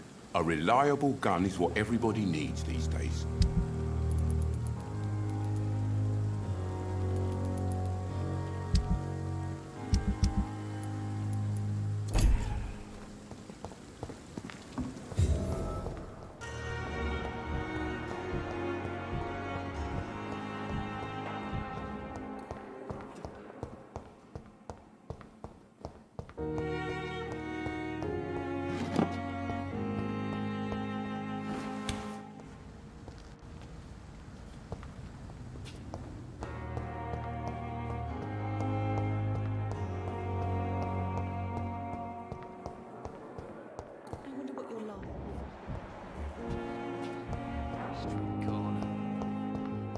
Daily routine. Good evening, miss. I'm Dr. Reed, the new surgeon at the Pembroke Hospital. And who are you? Your name has no meaning to me, mortal. You're nothing but dust blown by the winds of eternity. I beg your pardon? What are you begging for, mortal? My clemency? Well, tonight maybe I'm inclined to mercy. You'll never forget the night you met Thelma Howcroft. You keep calling me mortal. Why is that? And if I'm mortal, what are you? Well, Dr. Reed, if you must know, I'm a vampire. And why do you believe you're a vampire? I don't need to believe anything. It is what I am. It is what I feel within this hollow shell of flesh. Please, describe to me how you feel. What is it like to be a vampire? I can hear my body crumble from the inside as my flesh cracks and fades. I sense the last pulse of postulant blood within my drying veins. I need new blood. I see. Have you ever heard of Cotard syndrome, Miss Howcroft? Never. It's a mental illness discovered by a French neurologist named Jules Cotard. The affected patients are delusional. They believe that they are putrefying, that they are dead, a ghost or a ghoul, or in your case, a vampire. Delusional, you say? Oh, sad and petty mortal. You can't even begin to understand the concept of immortality. And you think it is I who am delusional.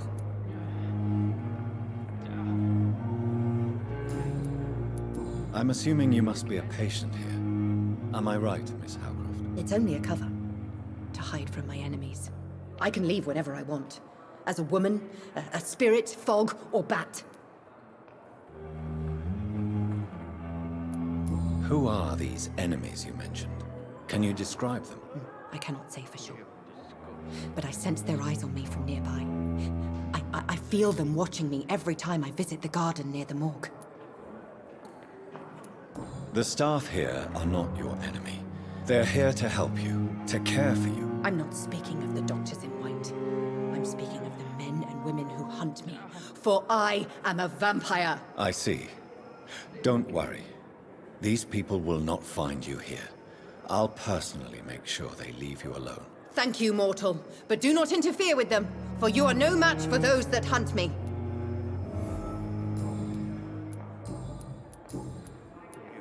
Who are you really, Miss Howcroft?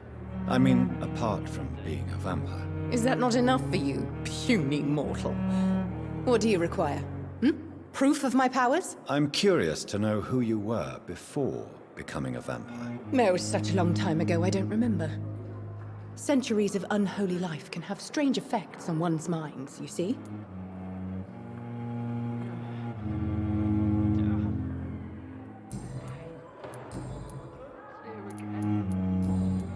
I'll leave you, Mistress of the Dark, to your nocturnal activities. I wish I could be sick again. Feel my blood boil with the fever.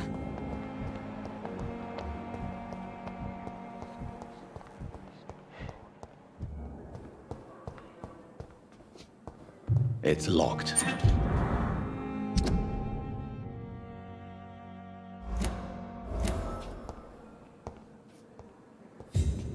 Good evening, nurse. Good evening, Doctor. I don't think we've been introduced yet. My name is Pippa Hawkins. And I'm Dr. Jonathan Reed. Dr. Swansea has recently offered me a position in this hospital. Well, it's a euphemism that your help will be appreciated, Doctor. How would you describe the situation at the Pembroke Hospital? It's serious. The flu is wreaking havoc amongst the staff and patients. We are running out of everything. You must get a hold of yourself, nurse. Sorry, I'm exhausted. No one has any idea when this epidemic will be over. Nurse Hawkins, the Spanish flu won't last forever. Even the Black Plague didn't kill everyone. I wish I could believe you. But what if this epidemic was worse? What if in the end, nobody was spared? How long have you been a nurse? Well, long enough to see that the epidemic is winning. And no matter how qualified you are, don't tell me you'll change that. You'd be surprised what dedication can achieve, Nurse Hawkins. In medicine, sometimes we're just a test result away from a miracle. Sorry, Doctor. I don't want to sound bitter, but I'm just too tired to give a pep talk like Nurse Brannigan. How is the Pembroke staff coping with the epidemic? Well, not well. Milton, the ambulance driver, is even more grumpy than usual, especially concerning doctors. Why is Milton grumpy on a daily basis? Is it just an act? Milton's not the kind of man who's bothered about a bad reputation, whether he deserved it or not. Why does Milton dislike doctors? I don't know. Just ask him. But be warned, Milton is not the chatty type. Pepper, I know you're very close to Milton Hooks. Yes, Milton Hooks is my man. If you want to report me for that, just feel free, Doctor. I have no intention of reporting you, Nurse Hawkins. But are you aware of the risks? The rules say I won't be allowed to work as a nurse anymore. But here at the Pembroke, we break rules all the time. Is he worth the risk? Hey, I'm no perfect woman, and Milton is not the finest bloke. But we do our best to get by. That's all any of us can hope for nowadays. Pepper, are you sure you want to leave this hospital? To become a nurse was a little girl's dream. But in the end, I don't feel that useful. I want more. I want to make things change. You should be proud of what you've achieved. This hospital represents hope for many people in need of help. Maybe you're right. But at the moment, I feel like we're just a cemetery waiting room. What steps are you prepared to take to feel more useful? I don't know yet. My sister believes that the real fight is in the streets nowadays. Maybe she's right. Maybe this is what I must do. And what about Milton Hooks? Does he share your point of view? For Milton, any change means more comfort and more peace. I disagree. If you feel that saving lives is not useful enough, perhaps it means that you've lost faith. On the contrary, my faith has never been stronger. Maybe we are all just too proud to face up to the fact that science cannot compete with God.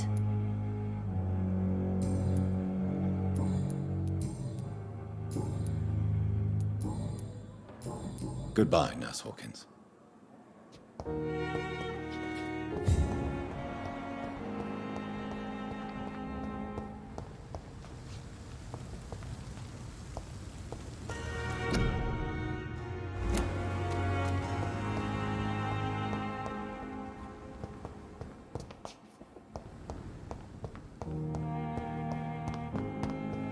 It's locked, all right.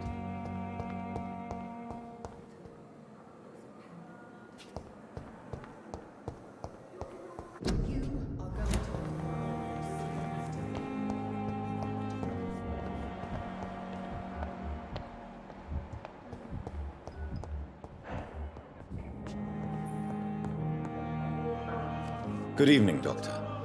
I believe we're going to be working together. Dr. Reed. Dr. Swansea informed us of your arrival, but I could not dare to believe we'd have such good fortune. Such an honor, sir. Thank you. And you are? I am Thoreau Strickland, Dr. Thoreau Strickland. I'm a great admirer of your work, Dr. Reed. Please, could you tell me something about yourself? I'm a great admirer of your work concerning blood transfusion, Dr. Reed. I run my own experiments. I'm convinced it's the future. What made you choose to be a doctor? I'm not ashamed to admit you and your work have inspired me. I am honored to have the opportunity to work by your side.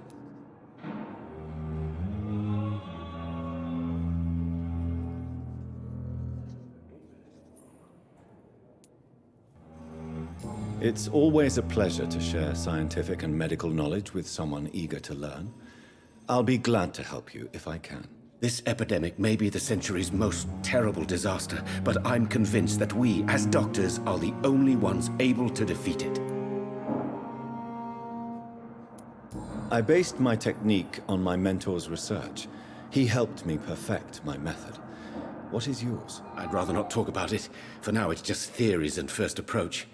My process is purely experimental and unsuccessful. As long as you're cautious and methodical, you may remain empty-handed, but you won't fail. You're not the first one to warn me, but I am convinced knowledge is the main weapon against the ravages of this epidemic.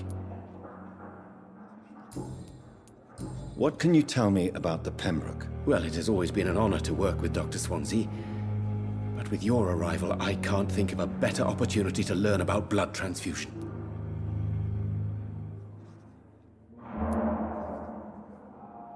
You seem quite optimistic. It's a rare and precious attitude in these difficult times. I'm convinced that this epidemic is a test of endurance and dedication for us men of science. Questions remain about our capacity to resolve the situation. True. Last summer, during the first wave of the epidemic, I used to joke with Milton about the extra work. We're not smiling now. Do you need help with anything in particular? Well, yes, maybe. I'm waiting for a batch of products I ordered for my personal research, yet my supplier seems to have vanished. Do you want me to play the errand boy for you? Oh no, Dr. Reed. But if you went personally to his shop, what with your reputation and all, he wouldn't dare to refuse the products I need. I see. Well, give me the address, for I may pass by if I have time.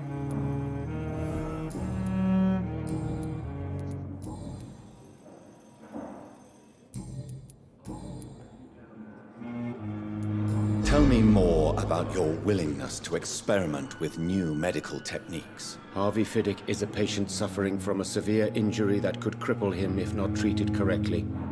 I'm convinced your blood transfusion technique could help him. What is it you really want?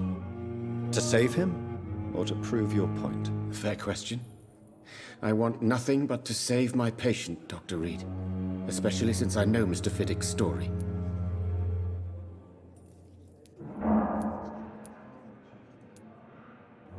Tell me Mr. Fiddick's story. Our first diagnosis was compromised because Mr. Fiddick lied to us about the real origin of his injury.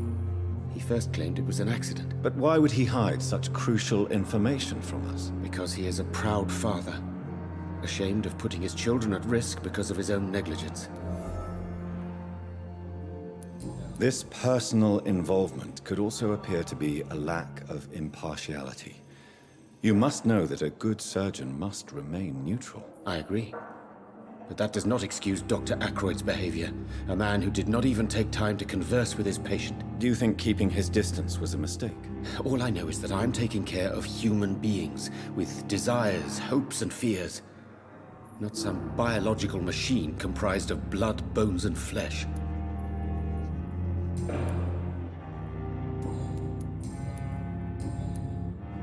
Goodbye, Dr. Strickland. What can I do for you, Doctor? Thank you, Nurse Crane.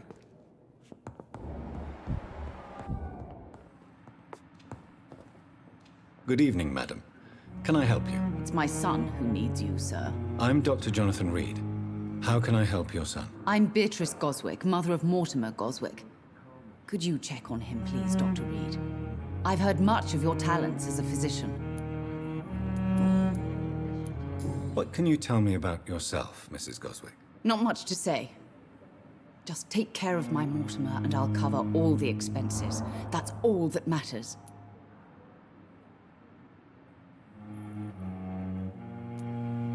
Are you really that rich? Most of the patients here are of a more humble origin, if I may say so. Yes, thanks to my husband. May he rest in peace. I can cover any needed medical expenses. May I ask if you have an occupation, Mrs. Goswick? I'm a teacher by profession. I teach young women who are more ambitious about their futures than their families.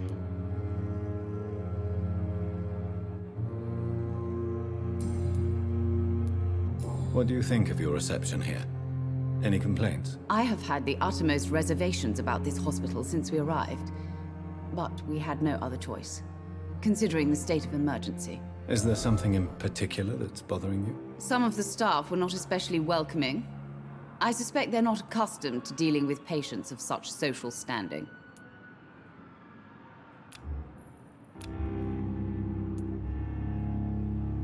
Tell me more about your arrival at the Pembroke Hospital. What gave you such a bad first impression? The ambulance driver was quite rude, for a start.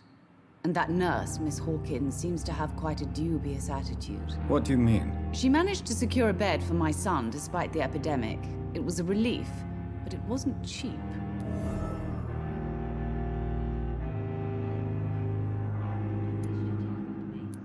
I share your concern, Mrs. Goswick. Be sure that I'll talk to the people involved. I don't expect compensation, Dr. Reed. But I'm aware such behavior would not be tolerated in other hospitals. She charged you for a bed? Yes, and I paid without question, considering the urgency of the situation.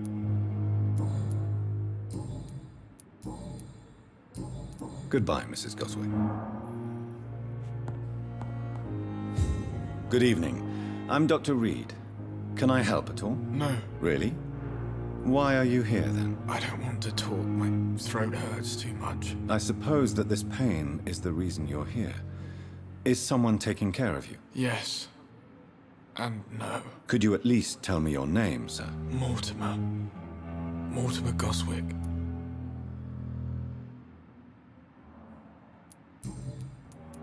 How painful is your throat, Mr. Goswick? So painful I'd rather not talk at all, Doctor.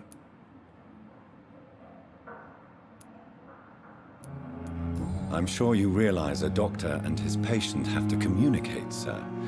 Would it help if I gave you some paper and a pen? Not really. I see. Then maybe it's not just your throat that hurts, Mr. Goswick. Perhaps your sore throat is just the consequence of something more hurtful. Yes, maybe. But I don't want to talk or even write about it now. How painful is your throat, Mr. Goswick? So painful I'd rather not talk at all, Doctor. Why did your mother have you hospitalized here? She seems convinced this is a bad hospital. My mother just wants the best for me. She won't rest while I'm here. She'd go all the way to hell and back to help me.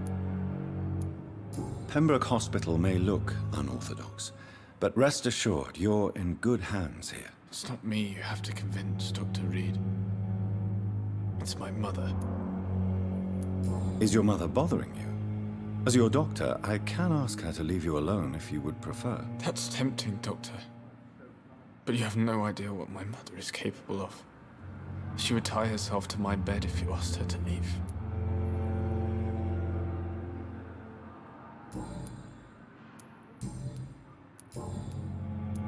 Tell me about yourself, Mr. Goswick. I don't want to talk, Doctor.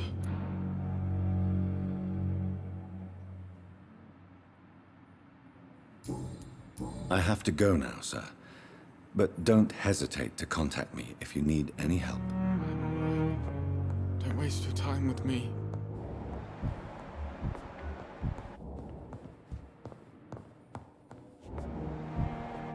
So many deaths. I will not let you down, my boy. Good evening, Dr. Strickland. And good evening to you, Dr. Reed. Can I be of any help? Goodbye, Dr. Strickland.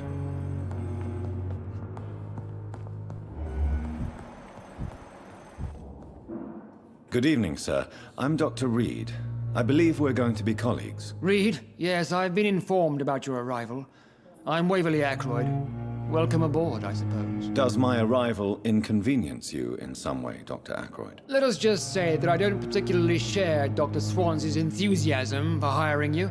What we need here are reliable professionals, not overrated dabblers. If you have a problem with me, Dr. Ackroyd, please feel free to tell me. Dr. Swansea has imposed your presence on this hospital without asking anyone's advice. The benefit of his position. But I don't agree with it. I know we've never met before, but I believe this hospital could use all the help it can get. You will agree with that, I'm sure. Oh, but I have heard about you, Dr. Reed. Of course, you can't say the same about me, since I have not wasted my time courting the press. There is no need for such animosity between us. Don't you think the epidemic is already enough to deal with? That is one point we could agree on. And that is precisely why I want to be sure that you will be of help to this hospital, instead of a burden. Since your tenure in this hospital is longer than mine, perhaps you can tell me more about this place. Let's just say I'm tired of the carelessness around me. I have always respected the skills of Dr. Swansea, but over time his enthusiasm has become displaced. Carelessness? Exactly what are you talking about? We're here to save lives.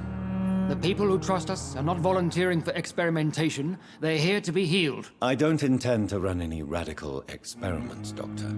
Even if I, as any good practitioner should, express an interest in pushing the boundaries of medical research. Modern medical methods were created through audacity and ego. But there are rules in our line of work, and they're here to protect our patients.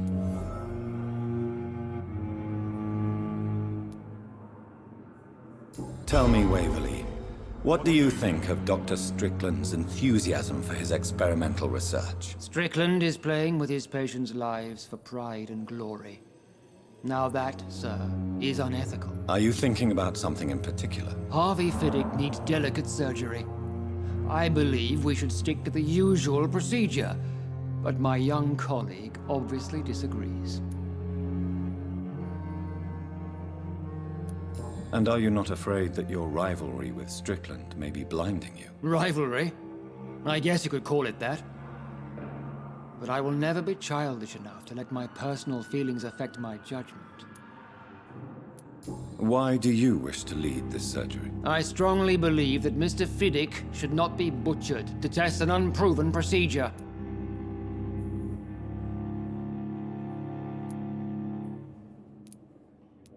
I really hope you're right about this, Dr. Ackroyd. I'm trusting your judgment on this. I'm not the kind of man who runs away from his responsibilities, Dr. Reed. There is no need for you to be looking over my shoulder. Tell me, Waverly. Strickland is playing with it. Are you thinking about... Harvey Fiddick needs Why do you wish to lead this surgery? I strongly believe that Mr. Fiddick should not be butchered to test an unproven procedure. I really... I'm not the...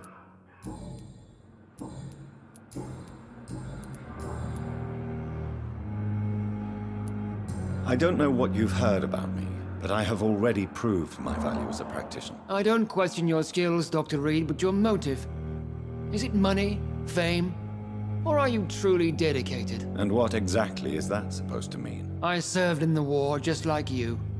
But unlike you, I did not use the wounded to play the modern sorcerer. Be careful what you insinuate, Dr. Ackroyd. I only want you to admit you used those men to improve your theories.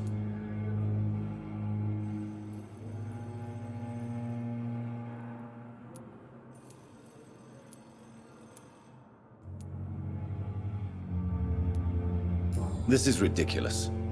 My blood transfusion technique saved many lives, and you know it. You see?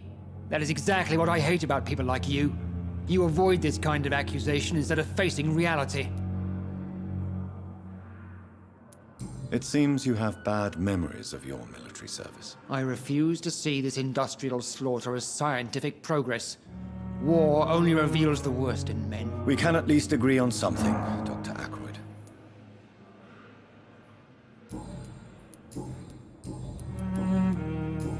Thank you for your time. We'll talk later.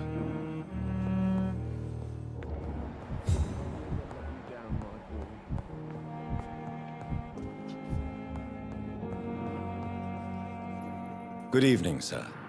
I'm Dr. Reed. May I help you? I don't know if a third opinion is needed. Your colleagues are already arguing about my condition. I see. Would you mind telling me more about your situation? I'm Harvey Fiddick. All I want is to get me bloody arm fixed properly.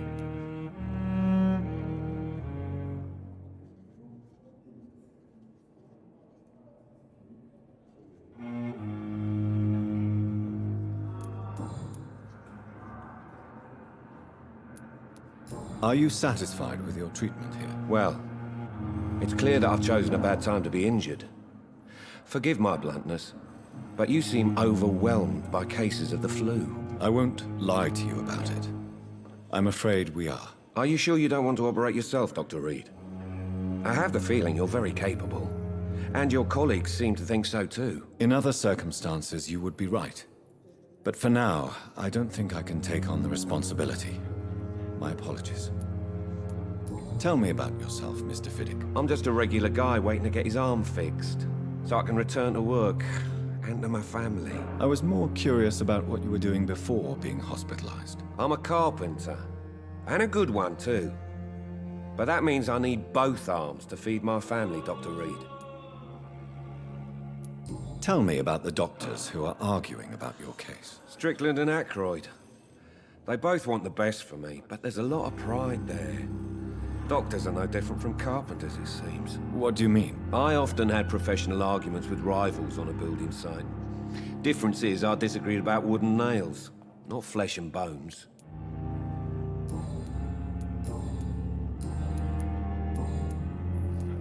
Tell me about your injury, Harvey. Why do you feel so guilty about it? My wife died because of me. And now I may lose everything because I've been careless enough to hurt myself. What an arsehole. How could your job be responsible for your wife's death? I was working a double. She went out to bring me a hot meal and got caught in a German bomb raid. You can't hold yourself responsible for your injury, Mr. Fiddick. Unless you tried to hurt yourself. Of course I didn't hurt myself. But I can't work until my arm is fixed. My children need to eat, Doctor.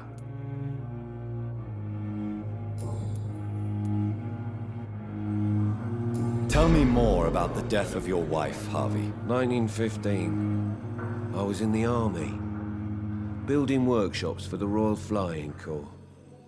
Helen was happy I wasn't sent to the front. What happened? The Germans sent Zeppelins to bomb the construction site, but they missed their target. My wife was bringing my dinner when the bombs fell.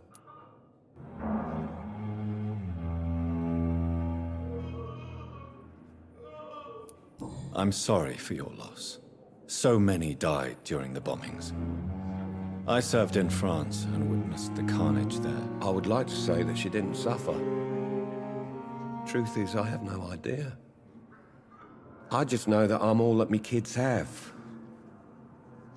Poor little bleeders. How are your children after losing their mother? They were smaller then. The only good thing about this is my Helen didn't bring them with her that night.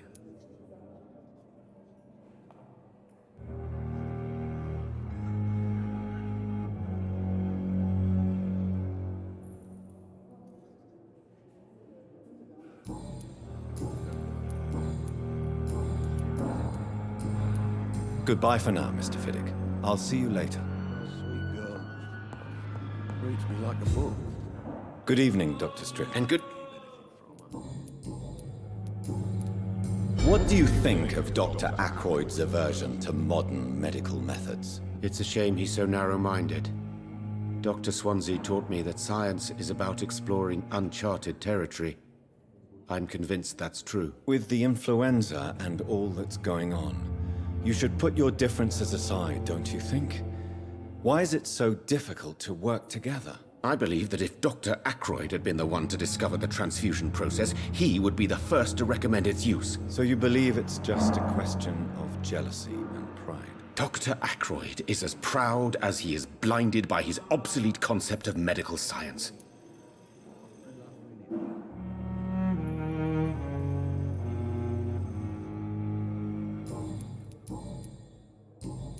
Goodbye, Dr. Strickland. My sweet girl. Great to be like...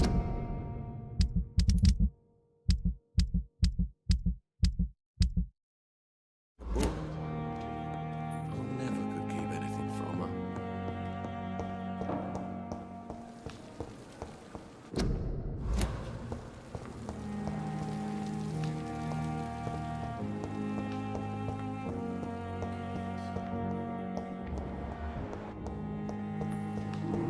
Thelma Howcroft said she was being watched by vampire hunters. Where are they hiding? I should investigate.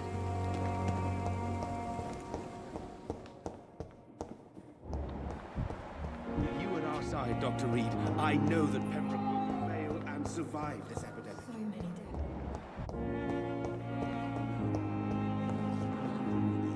I'm quite busy. Thank you for your time.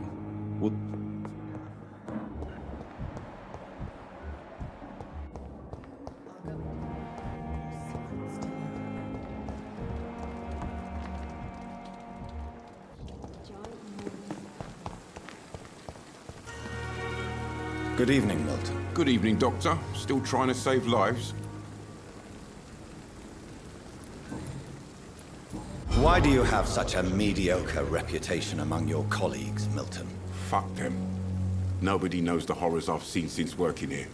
This city was sick long before the epidemic, Dr. Reed. I know it's a difficult task, but correct me if I'm wrong. Is this not the job you are paid to do? I've seen babies left to die while their brothers were properly fed. Underage girls and boys sold to all manner of perverts. I'm sorry, I don't know what to say. Yeah, exactly. We lack words.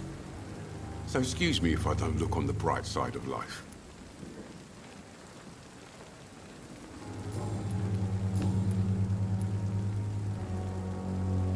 Admit it. Nurse Hawkins is more than your lover. She's also your partner in crime. Of course she is. How else could I tell which bed is free?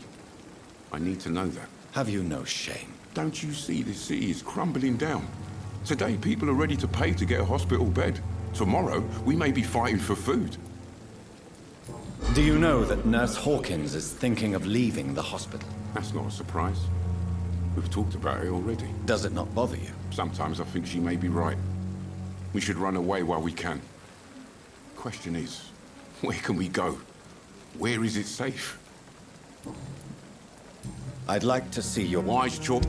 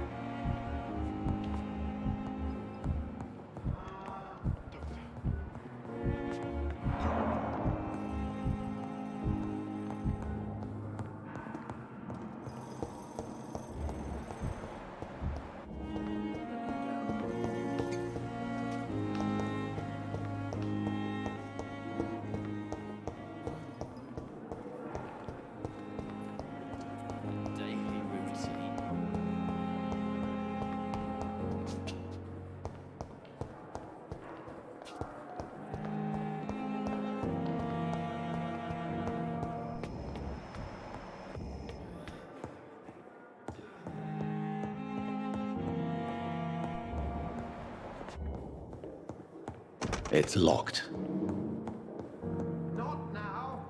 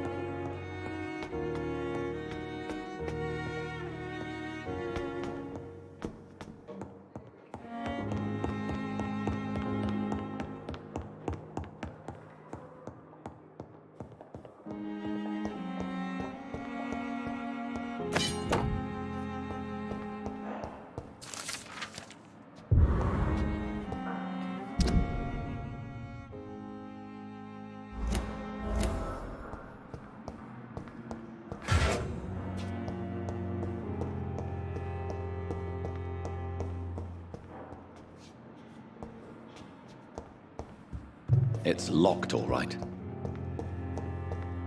It's locked, all right. This must be the place. It's definitely away from prying eyes. Relegated to the shadows. A kingdom of my own. At least I won't be sleeping in a coffin.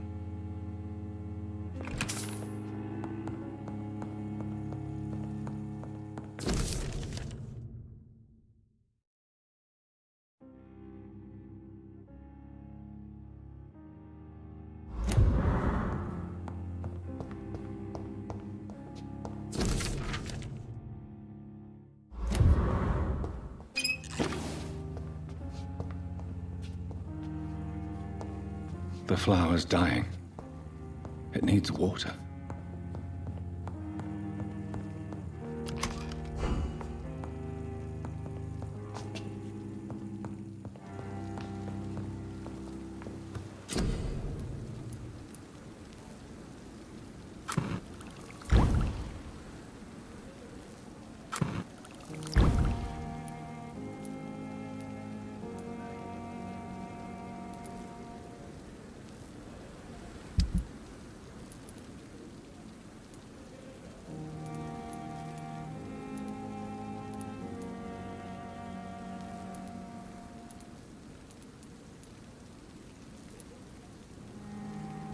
William Bishop's blood is much more unstable than human blood and shows extensive mutation. But this is not what happened to me. I must keep on searching. The sun is about to rise. I can feel it. I'll continue tomorrow night. I have so much time now.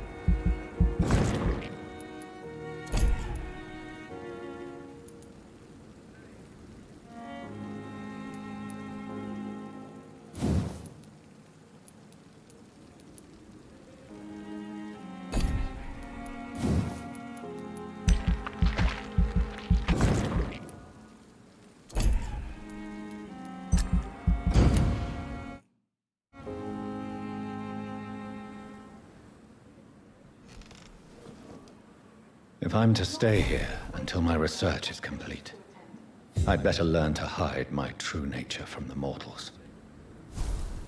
But what about my thirst for blood?